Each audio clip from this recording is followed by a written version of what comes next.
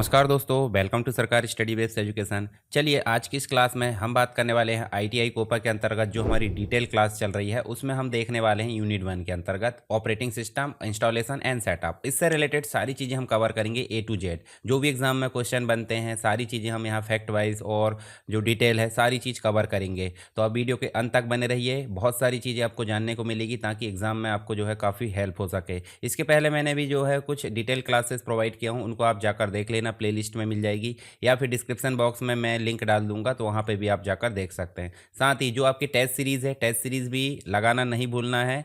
आप daily base पे test series लगाइए। जितनी भी आ रही है वीडियो शाम के समय आपको देखने को मिल जाती है तो उनको आप ध्यान से देखिए ताकि आपकी जो है फुल एग्ज़ाम के अनुसार प्रैक्टिस हो सके। और वीडियो पसंद आता तो वीडियो को लाइक ज़रूर करें, अपने दोस्तों के साथ शेयर करना है और पहली बार चैनल पर यदि आए हो तो आप इसे सब्सक्राइब कर लीजिए ताकि आने वाली वीडियोस आपको मिलती रहे। चलिए शुरू करते हैं। जो यूनिट 1 है, यूनिट 1 के अंतर्गत हमको कंप्लीट जो है ऑपरेटिंग सिस्टम से रिलेटेड इंस्टॉलेशन, सेटअप और जो बेसिक चीज़ें हैं सभी यहाँ पे देखने को मिल जाएगी। तो बेसिक रूप से सबसे पहले हमको बात करने को मिल जाता है कंप्यूटर हार्डवेयर के बेसिक्स, तभी तो हम बात करेंगे ऑपरेटिंग सिस्टम की। मतलब ऑपरेटिंग सिस्टम एक प्रकार का क्या है, सॉफ्टवेयर, और वो कहाँ चलता है भाई, हार्डवेयर पे। तो हार्डवेयर को जानना जरूरी है। तो हार्डवेयर में सबसे पहले बात कर लेते हैं कंप्यूटर के प्रकार की। तो कंप्यूटर क्या होता है ये सबको पता है। कंप्यूटर एक प्रकार की इलेक्ट्रॉनिक डिवाइस है जो यूज़र के इंस्ट्रक्शन के हिसाब से, ये यूज़र द्वारा दिए गए इनपुट के हिसाब से प्रोसेस करता है। और इसमें कंप्यूटर अलग अलग प्रकार के होते हैं। बोले तो वर्किंग के हिसाब से अलग अलग प्रकार के कंप्यूटर होते हैं। जैसे टाइप्स ऑफ कंप्यूटर में देखें तो माइक्रो कंप्यूटर जो डेली बेस पे हम उपयोग कर लेते हैं, यानी कि पर्सनल कंप्यूटर को ही हम बोल देते हैं माइक्रो कंप्यूटर, जिसमें आपका जो है एक प्रकार से माइक्रो प्रोसेसर का उपयोग किया जाता है, वो कहलाता है माइक्रो कंप्यूटर। साथ ही आप देखोगे मिनी कंप्यूटर, तो मिनी कंप्यूटर थोड़ा इंडस्ट्री लेवल के हो जाते हैं जो माइक्रो से थोड़े एडवांस होते हैं और इंडस्ट्री लेवल पे इनको खरीदा जाता है। और इसके अलावा और एडवांस देखें जो बड़े बड़े कंप्यूटर, आयरन कंप्यूटर या मतलब एक प्रकार से बड़ी मात्रा में आयरन का उपयोग किया जाता है, इसलिए जो है ये मेन फ्रेम कंप्यूटर यहाँ पे देखने को मिल जाते हैं। और सबसे ज़्यादा कैपेसिटी, सबसे ज़्यादा कार्य क्षमता जिसकी होती है वो कहलाते हैं सुपर कंप्यूटर। तो पहले बात कर लेते हैं माइक्रो कंप्यूटर की। आप देखिए माइक्रो कंप्यूटर बोले तो इस प्रकार से लैपटॉप, डेस्कटॉप देख सकते हैं। मिनी कंप्यूटर भी जो है ऐसे ही रहते हैं पर थोड़े एडवांस रहते हैं, इनकी कार्य क्षमता ज़्यादा रहती है। इंडस्ट्री लेवल पे, उद्योगों में, छोटे मोटे जो उद्योग है उसमें काम करते हैं। उसके बाद यहाँ पे मेन फ्रेम जो बड़ी बड़ी बैंक है, रेलवे स्टेशन है, या जो बड़ी बड़ी एक प्रकार से संस्था है वहाँ पे आपको देखने को मिल जाते हैं।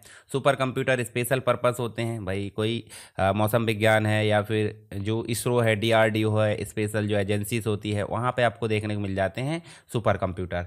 तो माइक्रो कंप्यूटर की अगर बात करें, सबसे छोटे आकार के और सामान्य उपयोग के लिए इसका उपयोग किया जाता है। एक समय में एक यूज़र के लिए डिज़ाइन किया गया है और इसमें माइक्रो प्रोसेसर लगा होता है, इसलिए इनका नाम है माइक्रो कंप्यूटर। इन्हें पर्सनल कंप्यूटर भी बोला जाता है और इनकी कीमत कम कम प्रोसेसिंग, स्कूल, घर, ऑफिस में इनका उपयोग किया जाता है। जैसे कि desktop computer, laptop computer, tablet है, स्मार्टफोन है, आज की डेट में हर कोई उपयोग कर रहा है। कुछ महत्वपूर्ण पॉइंट देखें। माइक्रो कंप्यूटर मतलब सिंगल यूज़र सिस्टम बोल सकते हैं, एक यूज़र चला पाता है और सबसे ज़्यादा उपयोग होने वाला कंप्यूटर का प्रकार है और इसकी कॉस्ट जो होते है लो होती है। दूसरा बात करें मिनी कंप्यूटर की, तो आकार और क्षमता में जो है माइक्रो कंप्यूटर से थोड़े बड़े होते हैं। मल्टी यूज़र सिस्टम होते हैं, यानी कि एक साथ बहुत सारे यूज़र काम कर सकते हैं। मध्यम स्तर की प्रोसेसिंग यहाँ पर देखने को मिल जाती है। इसमें छोटे उद्योग है, बैंक है, संस्थानों में इनका उपयोग किया जाता है। जैसे सर्वर के रूप में भी देखें तो इनका उपयोग किया जा सकता है, पर छोटे मोटे सर्वर जैसे मान लीजिए 100 से 200 यूज़र तक ये सपोर्ट कर सकता है। माइक्रो और मेन फ्रेम के बीच में आप देखो मीडिएटर के रूप में कौन काम करते हैं, मिनी। मतलब मिनी कंप्यूटर को आप पर्सनल कंप्यूटर नहीं बोल सकते। मिनी कंप्यूटर नहीं है बराबर किसके, पर्सनल के, यानी कि उससे बड़े हैं। और मिनी कंप्यूटर जो है मल्टी यूज़र होते हैं। नेक्स्ट थर्ड नंबर पर देखें तो आपको देखने को मिल जाता है मेन फ्रेम कंप्यूटर। बहुत बड़ा और शक्तिशाली कंप्यूटर है जो कि मिनी कंप्यूटर से बड़े होते हैं, ठीक है, और सुपर कंप्यूटर से छोटे होते हैं। हजारों यूज़र एक साथ इसमें काम कर सकते हैं और बड़े डेटा प्रोसेसिंग के लिए इनका उपयोग किया जाता है। और इसके अलावा देखें तो हाई सिक्योरिटी मिल जाती है, रिलायबिलिटी, विश्वसनीयता यहाँ मिल जाती है। 24 घंटे सातों दिन काम करने के लिए इनको डिज़ाइन किया गया है। साथ ही इनका उपयोग banking system, railway station, railway reservation में, सरकारी डाटा सेंटर, बड़ी बड़ी कंपनियां, तो हम सीधे बोले तो लार्ज स्केल के data processing, high storage, high speed और मल्टी यूज़र, इनके लिए डिज़ाइन किया गया है मेन फ्रेम को। अब बात कर लेते हैं टॉप लेवल पे कौन, सुपर कंप्यूटर। तो दुनिया का सबसे तेज और शक्तिशाली कंप्यूटर किसे बोला जाता है, सुपर कंप्यूटर को बोला जाता है। अत्यधिक जटिल गणनाएं, कॉम्प्लेक्स कैलकुलेशन ये करता है। साथ ही वैज्ञानिक अनुसंधान में इसका उपयोग किया जाता है, जैसे पैरेलल प्रोसेसिंग, साथ साथ हजारों सीपीयू एक साथ लगे हैं और साथ साथ प्रोसेसिंग हो जाती है।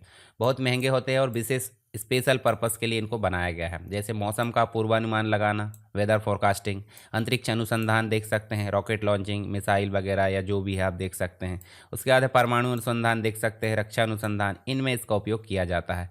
जैसे इसरो हमारे देश की संस्था, ठीक है, जो कि अंतरिक्ष पर काम करती है। डीआरडीओ देखें तो मिसाइल पर जो है इस प्रकार देखने को मिल जाएगी, ठीक है, डिफेंस के हिसाब से। तो यहाँ पे मुझे आपको बताना, मतलब आप मुझे बताइए कमेंट बॉक्स में इसरो और डीआरडीओ का फुल फॉर्म बताना है और कब इनकी स्थापना की गई थी। इनके द्वारा जो है सुपर कंप्यूटर का उपयोग किया जाता है नासा के द्वारा। नासा किस देश की एजेंसी है, आप बताइए कमेंट बॉक्स में। फास्टेस्ट कंप्यूटर बोला जाता है इनको, साइंटिफिक रिसर्च के लिए, मैसिव प्रोसेसिंग, स्पेशल पर्पस यहाँ पर इनका उपयोग किया जाता है। कुछ तुलनात्मक अध्ययन देख लें, जैसे मान लीजिए micro, mini, main frame, super. तो माइक्रो जो है यूज़र की संख्या 1 होती है, और मिनी में आपकी जो है बहुत सारे, बोले तो 10 से 200 तक हो सकती है। मेन फ्रेम में हज़ारों, और सुपर कंप्यूटर ऐसे यूज़र नहीं, विशेष उपयोग के लिए इनका उपयोग किया जाता है। उसके बाद है माइक्रो, जो है इसकी स्पीड कम होती है, मिनी की थोड़ी मध्यम स्पीड होती है, माइक्रो की स्पीड, मेन फ्रेम की स्पीड बहुत अधिक होती है, और सुपर कंप्यूटर की सबसे अधिक होती है। साथ ही उपयोग की बात करें तो माइक्रो का उपयोग किया जाता है घर ऑफिस में, मिनी का छोटे उद्योग में, और जो मेन फ्रेम उसका उपयोग बैंक, रेलवे स्टेशन में किया जाता है। साथ ही जो आपका सुपर कंप्यूटर हो, वैज्ञानिक अनुसंधान के लिए इसका उपयोग किया जाता है। तो याद रखिए इन चीज़ों को, तो इनको आप जो है MCQs यहाँ पर पढ़ भी सकते हैं। चलिए अब बात कर लेते हैं input output device, peripheral device and जो है उनके फंक्शन, जैसे स्कैनर, प्लॉटर, OMR, OCR क्या होता है। पेरिफेरल्स का मतलब हो जाता है कंप्यूटर में जो बाहर से डिवाइस जोड़ी जाती है। जैसे मान लीजिए कीबोर्ड को जोड़ दिए हमने, कीबोर्ड अलग अलग प्रकार के हो सकते हैं, माउस को जोड़ सकते हैं हम, इसके अलावा वेब कैमरा को जोड़ सकते हैं, टेलीफोन लाइन को हम जोड़ सकते हैं वॉइस ओवर इंटरनेट प्रोटोकॉल के लिए, जॉयस्टिक है, हेडफोन है, कंप्यूटर के स्पीकर हो सकते हैं, कुछ जो है अडाप्टर वगैरह हो सकते हैं। इसके अलावा आप इमेज स्कैनर है, प्रिंटर है। उसके बाद है आप देखोगे तो आपको मिल जाता क्या, लेज़र प्रिंटर वगैरह है, जो आपके प्रोजेक्टर है, वीडियो प्रोजेक्टर, ये सारी चीज़ें आप कंप्यूटर में अलग से जोड़ते हो, और जो अलग से जोड़ी वाली चीज़ें होती है वो सब कहलाती पेरिफेरल्स। इसका मतलब या तो इनपुट आउटपुट डिवाइस हो सकती है या फिर कोई अदर डिवाइस हो सकती है। तो यहाँ सबसे पहले देखें पेरिफेरल्स डिवाइस की, तो वे उपकरण या वे डिवाइसेस जो CPU में बाहर से जुड़े जाते हैं, ठीक है, उन्हें बोल देते हैं पेरिफेरल्स डिवाइस। याद रखना, इनपुट एंड आउटपुट का काम ये करते हैं, और इनका मुख्य कार्य डेटा को कंप्यूटर में भेजना या कंप्यूटर से प्राप्त डेटा को बाहर यूज़र को दिखाना या सुनाना, या जैसा भी है।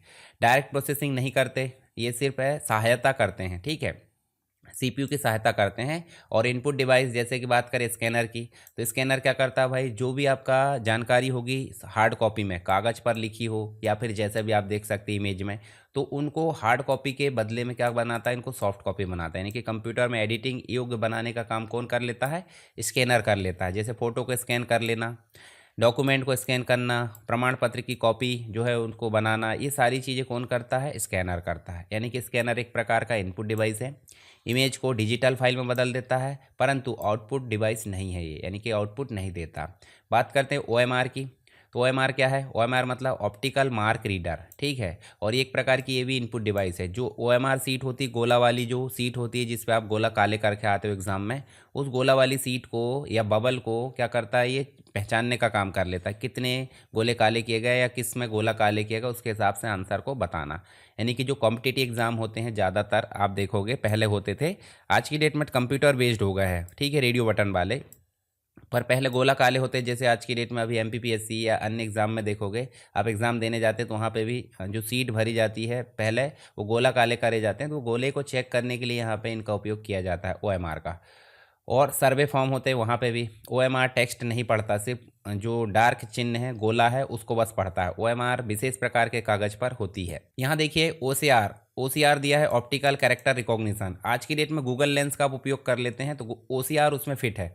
बोले तो आप टेक्स्ट स्कैन करोगे कागज़ पर, और वो टेक्स्ट को कैसे कन्वर्ट कर देगा, सॉफ्ट कॉपी में, ठीक है, मतलब स्कैन की गई इमेज में जो लिखे गए टेक्स्ट है उसको आप कॉपी कर सकते हो। प्रिंटेड टेक्स्ट को एडिटेबल टेक्स्ट बनाने का काम कर लेता गूगल लेंस, या अन्य कोई भी चीज़ के माध्यम से हम ये काम कर सकते हैं। ठीक है। जैसे गूगल ड्राइव में भी जाओगे तो वहाँ पे भी ये फैसिलिटी मिल जाएगी आपको। जैसे इमेज जो है, जैसे उदाहरण के लिए मैं आपको दिखाता हूँ, चलिए यहाँ पे चलते हैं हम। और यहाँ देखिए आपके पास में देखिए ये आइकॉन दिख रहा है। अगर ये आइकॉन में हम टेक्स्ट रखते हैं, उदाहरण के लिए हम एक टेक्स्ट रख लेते हैं, यही टेक्स्ट देख लेते हैं। जैसे यहाँ देखिए ये टेक्स्ट है, और इस टेक्स्ट को मैं जो है इस प्रकार से, ये देखिए यहाँ पे मैं जो है इस टेक्स्ट को सेव कर लेता हूँ, और सेव करके मैं जो है यहाँ पे डाउनलोड में और ये रख लेते हैं। चलिए अब जो है हम यहाँ चलते हैं, और ये गूगल लेंस के माध्यम से हम गए अपलोड फाइल करें, और यहाँ पे चल के हम जो है क्या करते हैं, इसको अपलोड कर दिए।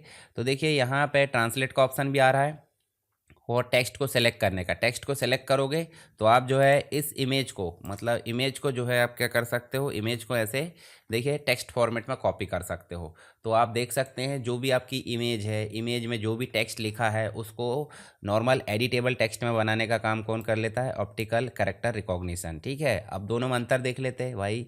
जो OMR है वो पढ़ता क्या है, गोला को पढ़ता है, और OCR कैरेक्टर्स को पढ़ता है। उपयोग, इसका उपयोग OMR का परीक्षा में किया जाता है, और जो OCR है उसका उपयोग डॉक्यूमेंट या जो पुस्तक होती है उसको सॉफ्ट कॉपी में बनाने के लिए किया जाता है। इसके अलावा आउटपुट की बात करें तो ये जो है मार्क्स डेटा यहाँ पे आउटपुट देता है, और ये एडिटेबल टेक्स्ट देता है। चलिए ये तो हमने देख ली। अब बात कर लेते हैं आउटपुट डिवाइस क्या होती है। तो आउटपुट डिवाइस का मतलब क्या हो जाता है, आउटपुट डिवाइस ऐसी डिवाइस होती है जो मुख्य रूप से यूज़र को परिणाम देती है, कंप्यूटर में प्रोसेस डेटा को परिणाम के रूप में देती है। तो ये कहलाती है आउटपुट डिवाइस। तो यहाँ पे आप देख सकते हैं आउटपुट डिवाइस है, और जो बड़े आकार के ग्राफिक्स और जो आपके डिज़ाइन होते हैं, डिज़ाइन को प्रिंट करने का काम करता है प्लॉटर। लाइन ड्राइंग है, वेक्टर ग्राफिक्स है, इनके लिए इसका उपयोग किया जाता है। इंजीनियरिंग ड्राइंग है, नक्शा मैप है, आर्किटेक्चर डिज़ाइन है, ये सारी चीज़ों के लिए इसका उपयोग किया जाता है। प्लॉटर जो है लार्ज साइज़ की प्रिंटिंग के लिए महत्वपूर्ण है, प्रिंटर से अलग माना जाता है, और मुख्य रूप से कंप्यूटर एडेड डिज़ाइन यानी कि CAD डिज़ाइन के लिए इसका उपयोग किया जाता है। अंतर देख लो आप, देखिए स्कैनर, OMR, OCR, प्लॉटर में, तो आप चारों में अंतर देख सकते हैं भाई। जैसे स्कैनर है इनपुट डिवाइस है, OMR भी इनपुट डिवाइस है, OCR इनपुट डिवाइस है, प्लॉटर आपका आउटपुट डिवाइस है। अब यहाँ देख भी सकते हैं जैसे इमेज को पढ़ने का काम स्कैनर का होता है, जो फोटो डॉक्यूमेंट होते हैं। मार्क्स को पढ़ने का काम किसका होता है, OMR का, परीक्षा सीट के लिए। कैरेक्टर्स को पढ़ने का काम OCR का होता है, जो टेक्स्ट में कन्वर्ट करता है। और लार्ज प्रकार की ड्राइंग को प्रिंट करने का काम करता है प्लॉटर, जो कि मैप और डिज़ाइन हो सकती है। आगे चले, यहाँ पे देखिए आप ये इंपॉर्टेंट पॉइंट देख लेना, जो मैं आपको PDF दे दूंगा टेलीग्राम पर।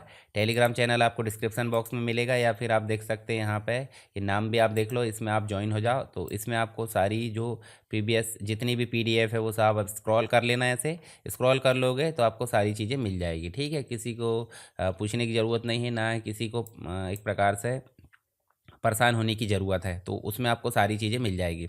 अब बात कर लेते हैं किसकी, स्टोरेज डिवाइसेस। प्राइमरी मेमोरी जिसमें रैम रोम आ जाती है, सेकेंडरी मेमोरी जिसमें hard disk, SSD, optical disk, ये सारी चीज़ें आ जाती है। तो पहले बात कर लेते हैं कि भाई जो मेमोरी है वो क्या होती है। तो यहाँ पे देखिए प्राइमरी मेमोरी स्टोरेज के नाम दिए गए हैं। तो प्राइमरी मेमोरी मतलब जो CPU के किनारे में होती है। अब CPU की खुद की इंटरनल मेमोरी जिसे हम रजिस्टर बोल देते हैं, वो भी प्राइमरी मेमोरी में आ जाती है, जैसे रजिस्टर है। कैश मेमोरी उसके बाद होती हैं, जो रैम और CPU के बीच में ब्रिज का काम कर लेती है, ये कैश मेमोरी भी यहाँ है। उसके बाद आपकी रैम होती है, read only memory. Read only नहीं, random access memory. Random access memory में जो DRAM होती है, जैसे DDR1 2 3 4 5, इस प्रकार की चीज़ें देखने को मिल जाती है। जिसमें बायोस इंस्टॉल होता है वो रीड ओनली मेमोरी बोले तो रोम हो जाती है। ठीक है, कैश मेमोरी तो रैम और CPU के बीच में जो इंस्ट्रक्शन है ले जाने का काम कर लेती है। उसके बाद देखिए आप फ्लैश मेमोरी आप देख सकते हैं, SRAM, स्टैटिक रैम आप देख सकते हैं, जिसका उपयोग कैश में किया जाता है, और ये काफ़ी फास्ट होती है। ठीक है, फ्लिप फ्लॉप से बनी होती है, और ये ट्रांजिस्टर और कैपेसिटर से मिलकर बनी होती है। बार बार रिफ्रेश करने की ज़रूरत पड़ती है, इसलिए स्लो होती है, और इसका उपयोग नॉर्मली जो रैम होती है उसका उपयोग उसके लिए किया जाता है। फिर उसके बाद देखिए EP रोम, डबल EP रोम, ये सारी चीज़ें मिल जाती जो कि रोम के प्रकार है। चलिए पढ़ लेते हैं इसके बारे में हम। स्टोरेज डिवाइस बोले तो वह उपकरण जिसमें डेटा को और प्रोग्राम को स्टोर करके रखा जा सकता है, वो कहलाती स्टोरेज डिवाइस या कंप्यूटर की मेमोरी। ठीक है, ये कंप्यूटर का मेमोरी सिस्टम है, जिसमें प्राइमरी मेमोरी आ जाती है और दूसरा सेकेंडरी मेमोरी आ जाती है। ठीक है, प्राइमरी मेमोरी बोले तो सीधे CPU के साथ जुड़ी होती है, CPU से किनारे पे होती है, तो ये काफ़ी तेज़ होती है। क्षमता इनकी अधिक, मतलब जो है एक प्रकार से क्षमता तो कम होती है पर स्पीड अधिक होती है और महंगी होती है। अस्थाई या स्थाई हो सकती है। अस्थाई कौन सी होती है, अस्थाई आपकी हो जाती है रैम, और स्थाई हो जाती है आपकी रोम। तो प्राइमरी मेमोरी में रैम जो है आपकी वॉलेटाइल बोले तो अस्थायी मेमोरी है, रोम आपकी नॉन वॉलेटाइल बोले तो स्थायी मेमोरी है। तो रैम मतलब रैंडम एक्सेस मेमोरी, जो नॉर्मली हम वर्तमान में काम चल रहा है उसको स्टोर करने के लिए उपयोग कर लेते हैं। और वॉलेटाइल मतलब बिजली अगर बंद होती है तो इसमें स्टोर डाटा को मिटा दिया जाता है कंप्यूटर द्वारा, ठीक है। अस्थायी होती है, ठीक है, मतलब वॉलेटाइल मतलब अस्थायी। सीपीयू वर्तमान में जिस डेटा पर काम कर रहा है वो है स्टोर कहाँ पे है, रैम में। मतलब जो भी प्रोग्राम लोड हो रहा है वो कहाँ पे स्टोर है, रैम में, ठीक है। रीड और राइट दोनों काम कर सकती है, ध्यान रखना। इसके अलावा रैम जो है एक प्रकार की वॉलेटाइल मेमोरी है, फास्टेस्ट मेमोरी है, प्राइमरी मेमोरी के कैटेगरी में आती है, और टेम्परेरी स्टोरेज है। जब वॉलेटाइल है तो टेम्परेरी स्टोरेज है, पावर ऑफ और डेटा इसमें लॉस्ट हो जाता है, जैसे DDR1 2 3 4 5 इस प्रकार से। लेटेस्ट आपकी DDR5 देखने को मिल जाएगी। फिर उसके बाद है रीड ऑनली मेमोरी बोले तो रोम। रोम के अलग अलग प्रकार होते हैं और ये नॉन वॉलेटाइल की श्रेणी में आ जाती है। नॉन वॉलेटाइल का मतलब क्या हो जाता है कि बिजली अगर बंद होती है तो भी डाटा इसमें सुरक्षित रहेगा। और इसमें मुख्य रूप से बायोस इंस्टॉल होता है, जो फर्मवेयर होता है, बूटिंग के रिलेटेड प्रोग्राम होता है, बेसिक इनपुट आउटपुट सिस्टम, वो इसमें स्टोर होता है रोम में। रोम के अलग अलग प्रकार होते हैं। ये परमानेंट मेमोरी है, ठीक है, इसमें सिर्फ डाटा को रीड किया जा सकता है। और इसमें जो है बायोस या UEFI जो नया प्रोग्राम है, मतलब नए जो सिस्टम है जिसमें आपका ऑपरेटिंग सिस्टम बूटिंग फॉर्मेट में होता है, वो आपको देखने को मिल जाता है वर्तमान में। ये जो UEFI आगे हम विस्तार से चर्चा करेंगे इसकी। और BIOS basic input output system, ये आपको रोम में ही देखने को मिल जाता है। डेटा जो पावर ऑफ होता है मतलब एक प्रकार से उसके बाद भी बना रहता है, कोई दिक्कत नहीं होती। तो आप अंतर देख लेना एक बार। अब बात कर लेते हैं सेकेंडरी स्टोरेज की। तो यहाँ पे सेकेंडरी स्टोरेज के अंतर्गत देखोगे तो सीपीयू से डायरेक्ट जुड़ी नहीं होती है, ये रैम के बाद में होती है, यानी कि बहुत बड़ी क्षमता में होती है, थोड़ी सस्ती होती है और स्पीड कम होती है। और यहाँ पे नॉन वॉलेटाइल होती है, यानी कि डेटा सुरक्षित रहता है। स्थायी डेटा स्टोर करने के लिए, बैकअप के लिए इसका उपयोग किया जाता है। जैसे हार्ड डिस्क प्राइमरी स्टोरेज के रूप में उपयोग की जाती थी सेकेंडरी में। अभी की डेट में देखें तो SSD है, जिसमें सबसे लेटेस्ट अब अगर देखें टेक्नोलॉजी तो NVMe देखने को मिल जाती है। तो NVMe यहाँ देखने को मिल जाती है। उसके अलावा डेटा पोर्टेबल या इधर उधर ले जाने के लिए पेन ड्राइव SD कार्ड देखने को मिल जाता है। हालांकि एक्सटर्नल डिवाइस के रूप में भी SSD उपयोग होने लगी है, काफ़ी ज़्यादा महंगी आती है। आपको मैं दिखा दूं, जैसे SSD की बात कर लेते हैं, ठीक है। तो यहाँ पे हम SSD के बारे में देख लेते हैं। जैसे SSD, ठीक है, SSD के टाइप्स, ठीक है। SSD के टाइप्स अगर देखोगे तो आप देख सकते हैं, देखिए मदरबोर्ड में इनबिल्ट वाली SSD भी आज की डेट में देखने को मिल जाती है। आप यहाँ देखोगे तो ये देखिए पोर्टेबल SSD भी यहाँ देखने को मिल जाती है। इसमें आप देखोगे तो देखिए यहाँ पे आपको M SATA, M.2, NVMe 2.5 SATA, इस प्रकार की अलग अलग ये वाली जो है आपकी कहाँ मिल जाती है, सीधे मदरबोर्ड में इनबिल्ट होता आती है। और इनकी स्पीड काफ़ी ज़्यादा होती है, जैसे NVMe की स्पीड काफ़ी ज़्यादा है, सबसे तेज़ है। और यहाँ देखोगे तो यहाँ पे भी आप देख सकते हैं, यहाँ पे भी आपको अलग अलग प्रकार की क्या देखने को मिल जा रही है, SSD मिल जा रही है। जैसे एक्सटर्नल SSD के रूप में भी इनका उपयोग किया जा सकता है, जो आपकी SSD है सॉलिड स्टेट ड्राइव, ठीक है। हार्ड डिस्क आपका जो है पहले ज़्यादा यूज़ होती थी, अभी भी बैकअप के लिए इसका उपयोग किया जाता है काफ़ी बड़ी मात्रा में, 1 TB 2 TB या जो भी है। तो हार्ड डिस्क मतलब एक प्रकार की मैग्नेटिक स्टोरेज है। मैग्नेटिक मतलब एक प्रकार से चुंबकीय डिवाइस है। और इसमें प्लेटर्स होती है, मतलब इसके अंदर आपको जो दिख रहा है इसमें प्लेटर्स, ऐसी CD ड्राइव जैसी प्लेटर्स होती है जो घूमती है। रीड राइट हेड उसको जो है रीड करता है, राइट करता है। और अधिक स्टोरेज क्षमता यानी कि GB और TB में मिल जाती है। SSD से स्लो होती है। और यहाँ पे ये मैकेनिकल है, इसलिए घूमने के कारण इसकी स्पीड स्लो होती है। और RPM के हिसाब से जैसे 7200 RPM, जितनी ज़्यादा तेज़ RPM होगी उतनी ज़्यादा इसकी स्पीड होगी और महंगी भी उतनी होगी। सस्ती और बड़ी क्षमता यहाँ मिल जाती है, आवाज़ भी करती है, गर्मी पैदा करती है। उसके बाद आप देखोगे SSD बोले तो सॉलिड स्टेट ड्राइव, जिसमें फ्लैश मेमोरी पर आधारित स्टोरेज है। कोई घूमने वाला पार्ट नहीं है, सीधे चिप वाला काम है, ठीक है, जैसे IC होती है। तो हार्ड डिस्क से ये तेज़ मानी जाती है, घूमने वाला पार्ट नहीं इसलिए, और महंगी लेकिन अधिक विश्वसनीय है। कुछ महत्वपूर्ण चीज़ें देखें तो SSD जो है हार्ड डिस्क से तेज़ है, मूविंग पार्ट नहीं है और कम बिजली खपत करती है। अब बात करते हैं ऑप्टिकल स्टोरेज की। तो लेज़र तकनीक से इनको जो है डेटा को लिखा जाता है और डेटा को पढ़ा जाता है, यानी कि रीड राइट करने के लेज़र टेक्नोलॉजी का उपयोग किया जाता है ऑप्टिकल स्टोरेज में। और डिस्क आधारित स्टोरेज है, जैसे CD है, DVD है, ब्लू रे डिस्क। अगर आपसे पूछा जाए CD का अपग्रेडेड वर्जन DVD, CD मतलब कॉम्पैक्ट डिस्क, DVD मतलब डिजिटल वर्सेटाइल डिस्क, और ब्लू रे का मतलब हो जाता है जो आपका सबसे अपग्रेड है 4K और फुल HD वाले जो वीडियो है मूवी उसको स्टोर करने के लिए। तो CD का थर्ड जनरेशन देखा जाए तो CD का सेकंड जनरेशन ये हो गई, फर्स्ट जनरेशन ही खुद हो गई, सेकंड जनरेशन DVD और थर्ड जनरेशन आपकी ब्लू रे डिस्क। इसके बाद भी HBD आई थी पर वो अभी फ्लॉप है, मतलब वो चलन में नहीं है। सॉफ्टवेयर को डिस्ट्रीब्यूट करना है तो सीडी उपयोग की जाती है, डीवीडी या जो भी मूवी और डेटा बैकअप के लिए इनका उपयोग किया जाता है।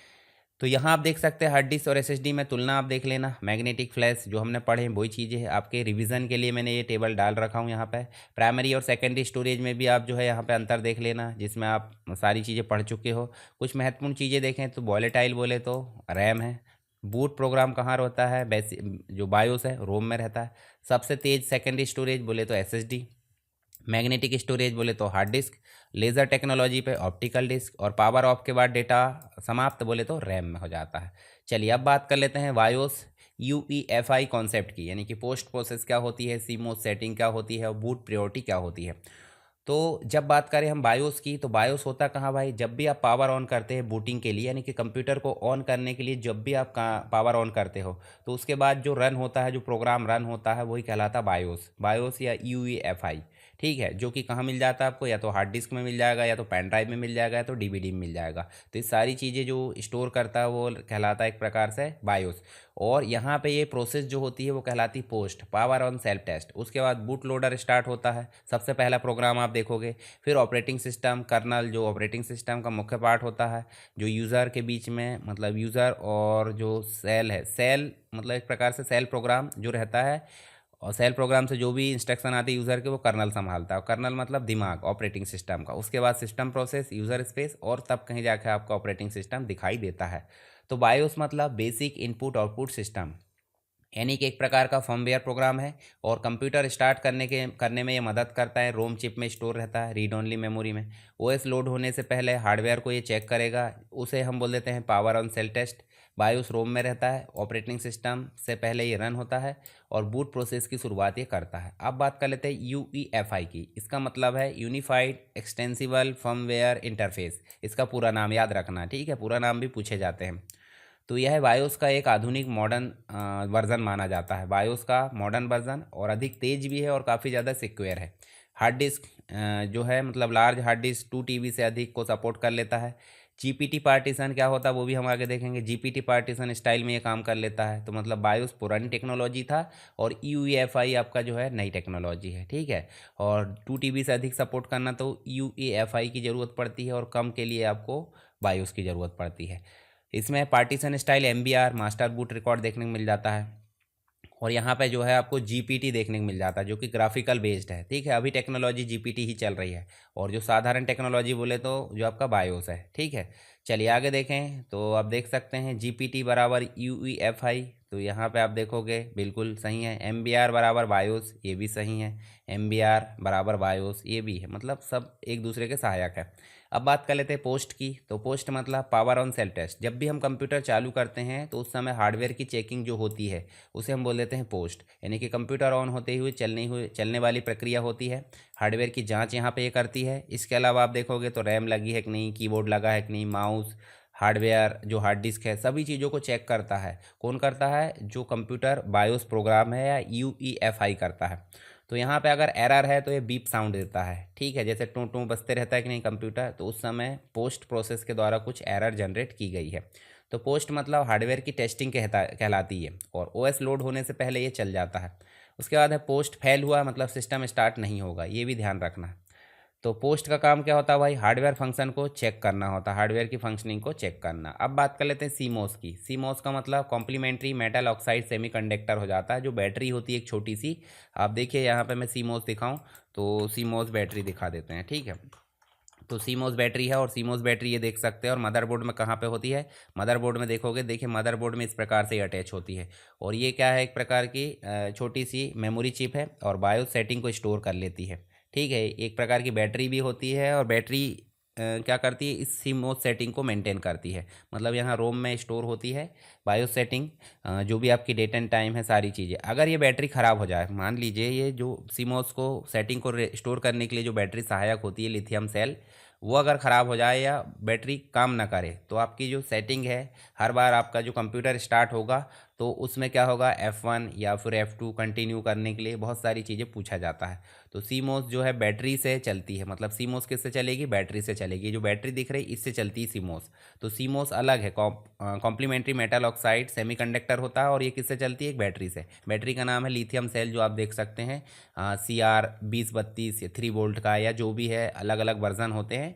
आप देखोगे आपके पीसी में जब खोल कर देखोगे तो उसमें देखने को मिल जाती है। लैपटॉप में भी ये सेल आपको देखने को मिल जाता है, लैपटॉप के लिए अलग साइज़ आता है।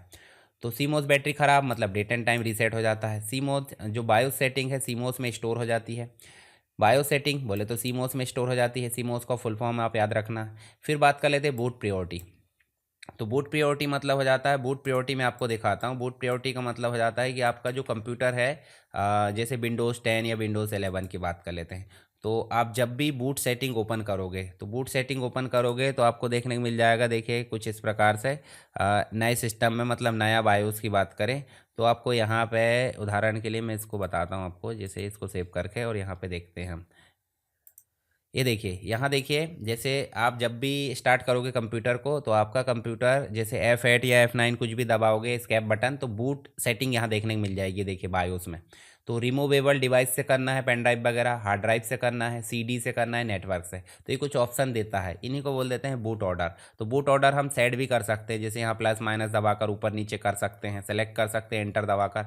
तो ये कहलाता है आपका बूट ऑर्डर, यानी कि यह तय करता है कि कंप्यूटर किस डिवाइस से पहले स्टार्ट होगा। बायोस UEFI में सेट किया जाता है, जैसे USB ड्राइव हो सकती है, हार्ड डिस्क हो सकती है, CD DVD। तो अगर बूट प्रियोरिटी में USB पहले है तो सिस्टम क्या करेगा, USB से बूट हो जाएगा। और बूट में क्या है, विंडोज़ का इंस्टॉलेशन, तो विंडोज़ का इंस्टॉलेशन पहले हो जाएगा, लाइनक्स का इंस्टॉलेशन, रिकवरी टूल भी यहाँ चलाना होता है। तो सारी चीज़ों के लिए यहाँ पे ज़रूरत पड़ती है बूट डिवाइस की। और बूट डिवाइस मतलब अभी की डेट में ज़्यादातर जो है पेन ड्राइव देखने को मिल जाती है या फिर SSD देखने को मिल जाती है। तो SSD में भी ये काम देखने को मिलता है। उसके बाद आप देखोगे OS इंस्टॉलेशन के समय बूट प्रियोरिटी बदली जाती है, और गलत बूट ऑर्डर मतलब ऑपरेटिंग सिस्टम लोड नहीं होगा, एरर आ जाएगी। उदाहरण के लिए मैं बताता हूँ, जैसे मान लीजिए आपका CD रोम में वो ऑपरेटिंग सिस्टम नहीं है, पर CD अभी फंसी हुई है कहाँ पे, राइटर में। तो अगर आप CD रोम सेलेक्ट कर देते हो बूट ऑर्डर में तो ऑपरेटिंग सिस्टम लोड नहीं होगा, क्योंकि इसमें तो ऑपरेटिंग सिस्टम है ही नहीं। और हार्ड डिस्क भी करप्ट हो जाए तो इससे भी लोड नहीं होगा। तो रिमूवेबल डिस्क यहाँ पर सेट होना चाहिए, जिसमें कि ऑपरेटिंग सिस्टम आप जो है इंस्टॉल करने का बूट सेटअप बनाकर रखे हो। तो बूटिंग प्रोसेस क्रम क्या है भाई, पावर ऑन करे, पोस्ट प्रोसेस हुआ, फिर बायोस चेक हुआ, UEFI स्टार्ट हुआ, बूट डिवाइस सर्च हुई, जो भी आपका रिमूवेबल डिस्क है, पेन ड्राइव है, और फिर ऑपरेटिंग सिस्टम आपका लोड हो जाता है। तो ये सिस्टम आपको देखने को मिलता है। तो सिंपल है, बायोस रोम में रहता है, पोस्ट पावर ऑन के बाद चल जाता है तुरंत। सीमोस क्या स्टोर करती है, बायोस सेटिंग स्टोर कर लेती है। GPT UEFI के लिए है, ठीक है। यहाँ पे आप देख सकते हैं बूट प्रियोरिटी कहाँ सेट होती है, तो बायोस या UEFI में होती है। सीमोस बैटरी ख़राब होने पर क्या हो जाता है, डेट एंड टाइम रीसेट हो जाता है। चलिए आगे देखें। नेक्स्ट आप देख सकते हैं, बात करेंगे ऑपरेटिंग सिस्टम की। तो अब बात होती है ऑपरेटिंग सिस्टम, जो हमने बेसिक कॉन्सेप्ट देखे हैं हार्डवेयर से रिलेटेड, उसके बाद आप सॉफ्टवेयर में आ जाते हैं ऑपरेटिंग सिस्टम। तो ऑपरेटिंग सिस्टम एक ऐसा सॉफ्टवेयर है, सिस्टम सॉफ्टवेयर की श्रेणी में आ जाता है, जो कि हार्डवेयर, जैसे यहाँ हार्डवेयर दिख रहा है, हार्डवेयर और यूज़र और अन्य जो एप्लीकेशन सॉफ्टवेयर होते हैं उनके बीच में ब्रिज का काम कर लेता है। यानी कि सीधे इंटरेक्ट कौन करता है, ऑपरेटिंग सिस्टम। सीधे फंक्शनिंग जितने भी फंक्शन होते हैं सब कौन संभालता है, ऑपरेटिंग सिस्टम। बाकी चीज़ें फिर उसके ऊपर रन होती है। तो सीधे सीधे बोला जाए तो ऑपरेटिंग सिस्टम एक सिस्टम सॉफ्टवेयर है, यूज़र और हार्डवेयर के बीच में एक इंटरफेस का काम कर लेता है। CPU, मेमोरी, फाइल सिस्टम, इसके अलावा आप देखोगे तो आपको देखने को मिल जाएगा डिवाइसेस है, इन सभी को कंट्रोल कौन करता है, ऑपरेटिंग सिस्टम कर लेता है। बिना ऑपरेटिंग सिस्टम के कंप्यूटर में काम नहीं कर सकते, क्योंकि ऑपरेटिंग सिस्टम जो है मेन सिस्टम सॉफ्टवेयर है, जो कंप्यूटर को काम करने योग्य बनाने में यहाँ पर सहायता करता है। अब बात कर लेते हैं, ऑपरेटिंग सिस्टम भी दो प्रकार के होते हैं। एक हो जाता है GUI ग्राफिकल यूज़र इंटरफेस, एक हो जाता है CLI कमांड लाइन इंटरफेस। तो मैं सीधे दिखाऊं, जैसे आपने डॉस कमांड देखा होगा, ये देखिए डॉस कमांड है। और ये डॉस कमांड क्या है भाई, ये कमांड बेस्ड है। मान लीजिए आप यहाँ DIR चलाते तो डायरेक्टली देख लेते हैं, CLS चलाते कमांड वो कर लिए, ठीक है। उसके बाद आप CD चेंज करना चाहते हैं, CD डॉट डॉट करे, देखिए एक स्टेप वापस आ गए, फिर CD डॉट डॉट करे, एक स्टेप और वापस आ गए। D करके आप ऐसे लगाए दूसरी ड्राइव में चलेगा, DIR करके देखे देखिए पूरी फाइल दिख गई। तो इस प्रकार से आप जो है, अगर इस प्रकार कीबोर्ड के माध्यम से आप काम कर लेते कंप्यूटर में, काफ़ी फास्ट है ये ध्यान रखना। तो ये कहलाता है आपका कमांड लाइन इंटरफेस, या फिर जो है आपका CUI कमांड यूज़र इंटरफेस या कैरेक्टर यूज़र इंटरफेस। परंतु आप देखिए यहाँ पे आपको दिख रहा है विंडोज़, जहाँ पे आप क्लिक करके जैसे सेटिंग में जाओ तो सेटिंग में जाकर आप जो है विंडोज़ में जो भी आपके अपडेट वगैरह है, ड्राइवर है, इन चीज़ों को आप ऐसे क्लिक करके क्या कर लेते हो, काम कर ले रहे हो, तो माउस की सहायता भी चल जा रही है और कीबोर्ड भी चल जा रहा है। तो ऐसे ऑपरेटिंग सिस्टम को बोल देते हैं GUI, ग्राफिकल यूज़र इंटरफेस। तो देखिए ग्राफिकल यानी कि GUI ऐसा इंटरफेस जिसमें आइकॉन, विंडोज़, मीनू, बटन होते हैं, माउस के माध्यम से हम काम कर सकते हैं और यूज़र फ्रेंडली होते हैं। इन्हें हम बोल देते हैं GUI, यानी कि ग्राफिक्स पर आधारित। कम कम कमांड याद रखने की ज़रूरत, मतलब आप जो है कंट्रोल एस, जैसे उदाहरण के लिए हम MS वर्ड में चले या फिर एक्सेल में चले, ये एक्सेल में हम चले और एक्सेल में चलने के बाद हम जो है यहाँ पे अगर मान लीजिए कट करना है और इसकी कंट्रोल एक्स याद भी नहीं है, तो सीधे हम क्या करेंगे, कट बटन पर क्लिक कर देंगे। तो यहाँ पे याद रखने की झंझट नहीं है ज़्यादा, हालांकि याद रखोगे तो काम आपका आसान होगा।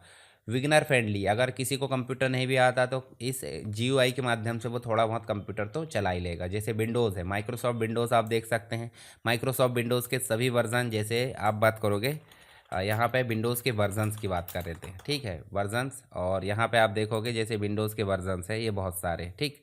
चलिए यहाँ पे मैं दिखाता हूँ, बहुत सारे वर्जन्स यहाँ पे देखने को मिल जा रहा है विंडोज़ के। ये देखिए यहाँ पे आप देखोगे तो ये वर्ज़न आपको देखने को मिल जाते हैं, वर्ज़न बहुत सारे आप देखोगे। तो आप देखिए यहाँ पे आप देखोगे तो यहाँ देखिए 1985 में विंडोज़ 1.0 आया था, फिर 92 में 3 पॉइंट, फिर उसके बाद 95 से कहानी शुरू होती है विंडोज़ 95 की।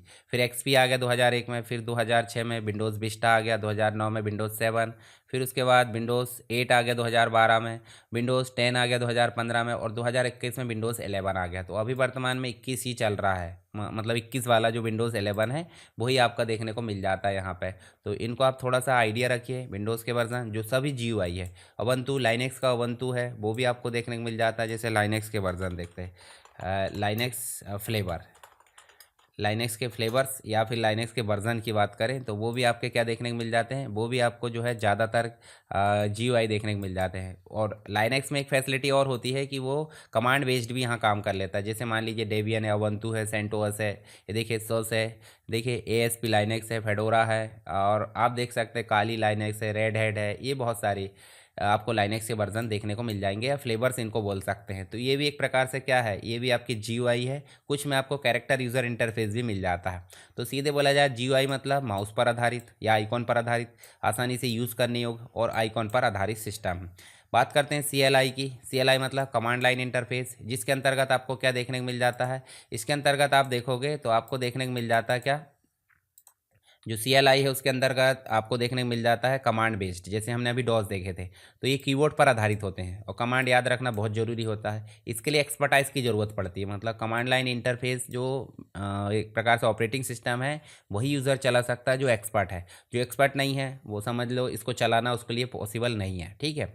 फास्ट होते हैं क्योंकि आसानी से देखिए फटाफट जो है यहाँ पे आउटपुट आ जाता है और कम रिसोर्सेस यहाँ उपयोग होता है। ये कीबोर्ड बस उपयोग हो रहा है, माउस की ज़रूरत नहीं पड़ रही, और यहाँ पे एक्सपर्ट यूज़र इसके लिए काफ़ी ज़्यादा मतलब सही होता है। जैसे MS-DOS हमने अभी देखें, लाइनेक्स के टर्मिनल भी आप देख सकते हैं। तो CLI मतलब कमांड टेक्स्ट बेस्ड हो जाते हैं, कमांड आधारित हो जाते हैं, माउस की आवश्यकता इसमें नहीं होती। तो आप इन दोनों में यहाँ पे अंतर पढ़ लेना। चलिए आगे देखें तो आप देखो ओपन सोर्स और आपको प्रोप्राइटरी सॉफ्टवेयर देखने को मिल जाएंगे। तो पहले बात कर लेते हैं ओपन सोर्स सॉफ्टवेयर की। ओपन सोर्स का मतलब क्या हो जाता है भाई, इनको किसी न किसी प्रोग्रामिंग से बनाया होगा, सोर्स कोड लिखा गया होगा। तो इस सोर्स कोड जो है आपको फ्री में मिल जाता है, यानी कि इंटरनेट पे अपलोड है और आप जो है उसे डाउनलोड करके अपने हिसाब से उसको प्रोग्रामिंग और चेंज उसको अपग्रेड कर सकते हैं। जैसे लाइनेक्स है, जावा है, PHP है, ब्लेंडर है, फायरफॉक्स है, एंड्रॉयड भी आपका एक प्रकार का क्या है, ओपन सोर्स है, जो कि लाइनेक्स पर आधारित है, ठीक है। और यहाँ पे आप देखोगे ओपन सोर्स फ्री में और सोर्स कोड इसका मिल जाता है इंटरनेट पर।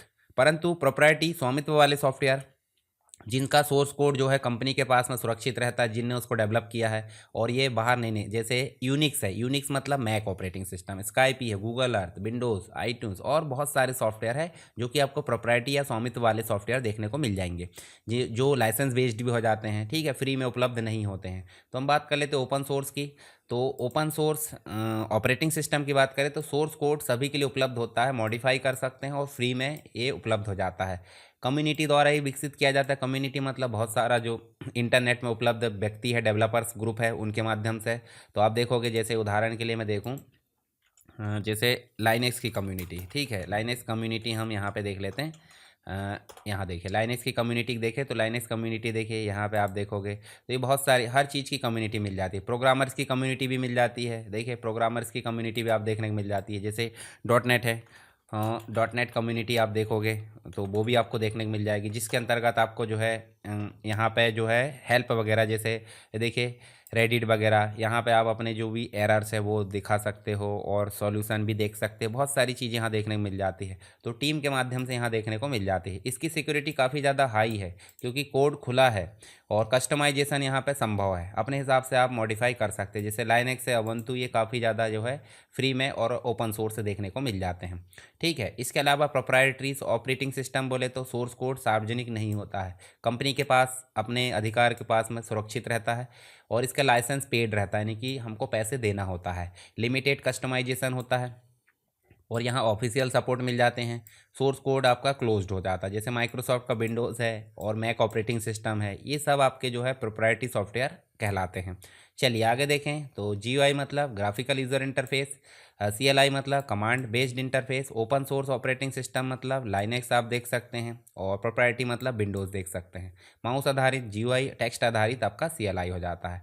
चलिए अब बात कर लेते हैं किसकी, फाइल सिस्टम की। तो जब भी आप कंप्यूटर में, उदाहरण के लिए मैं आपको एक फ़ोल्डर ओपन करके दिखाता हूँ। यहाँ चलते हैं कहीं भी डाउनलोड में चलते हैं और हम राइट क्लिक करके एक फ़ोल्डर बनाते हैं और इस फोल्डर का नाम लिख देते हैं प्रैक्टिस। ठीक है, प्रैक्टिस 1 और एंटर करें। इसके अंदर हम चाहे तो एक फ़ाइल बना सकते हैं, जैसे राइट क्लिक कर और यहाँ पे हमने पावर पॉइंट की फ़ाइल बनाए, PPT, कोपा PPT कर देते हैं। ठीक है, इस प्रकार से। तो ये क्या है, ये सब जो फाइल है, फोल्डर कैसे बनाया जा रहा है, कैसे स्टोर किया जा रहा है और कैसे इनमें काम किया जा रहा है, कट कॉपी पेस्ट कैसे डिलीट किया जा रहा है, इन सब की एक व्यवस्था रहती है। उसी व्यवस्था को हम कंप्यूटर में क्या बोल देते हैं, फाइल सिस्टम। क्या बोल देते हैं, फाइल्स, यानी कि फाइल्स और फोल्डर को मैनेज करने की जो व्यवस्था है उसमें एक सिस्टम होता है, वो सिस्टम कहलाता है फाइल सिस्टम। जैसे यहाँ पे फाइल एलोकेशन टेबल काफ़ी ज़्यादा प्रचलित पहले से, अभी नए टेक्नोलॉजी के हिसाब से देखें तो न्यू टेक्नोलॉजी फाइल सिस्टम। फिर एक्सफेड भी हो जाता है। ठीक है, एक्सफेड आपका मैक ओएस और विंडोज़ दोनों में चल जाता है। EXT आपका लाइनेक्स में चल जाता है। तो सब ये फाइल सिस्टम है। तो फाइल सिस्टम एक प्रकार से ऑपरेटिंग सिस्टम में फाइल को कैसे हैंडल किया जाए उसको मेंटेन करता है फाइल सिस्टम। चलिए, फाइल सिस्टम वह तरीका है जिसमें डेटा डिस्क में व्यवस्थित ऑर्गेनाइज रहता है। यह तय करता है कि फाइल कैसे सेव हो, कैसे डिलीट हो, कैसे एक्सेस हो, सब करता है फाइल सिस्टम। हर ऑपरेटिंग सिस्टम का अपना एक फाइल सिस्टम होता है। जैसे मान लीजिए फाइल एलोकेशन टेबल, इसके भी वेरिएंट आते हैं, तो वेरिएंट हम देख लेंगे आगे चल के। तो सबसे ज़्यादा पुराना और काफ़ी ज़्यादा इजी फाइल सिस्टम इसको बोला जाता है। सबसे ज़्यादा अधिकतर पेन ड्राइव और मेमोरी कार्ड में यही उपयोग किया जाता है। विंडोज़ और अन्य ऑपरेटिंग सिस्टम के कंपेटेबल है, यानी कि इसके साथ में जो काम करने योग्य है। अधिकतम फाइल का साइज़ यहाँ देखोगे 4 GB तक। पार्टीशन साइज़ की बात करें तो 2 TB, और यहाँ पे सिक्योरिटी फीचर्स इसमें नहीं होते हैं, सिंपल स्ट्रक्चर होता है। और FAT जो है 4 GB फाइल साइज इसकी लिमिट होती है, हमने देखें। USB ड्राइव में सामान्यतः उपयोग सिक्योरिटी परमिशन नहीं देता। उदाहरण के लिए देखें तो यहाँ पे जो फाइल एलोकेशन टेबल था वो था पहले 12। ठीक है, 12 था तो वो 32 MB तक सपोर्ट कर लेता था, जैसे कि फ्लॉपी डिस्क वगैरह। फिर आया FAT 16 जो कि 2 GB तक सपोर्ट कर लेता था, जैसे 95 आया विंडोज़, MS DOS या स्मॉल जो SD कार्ड है।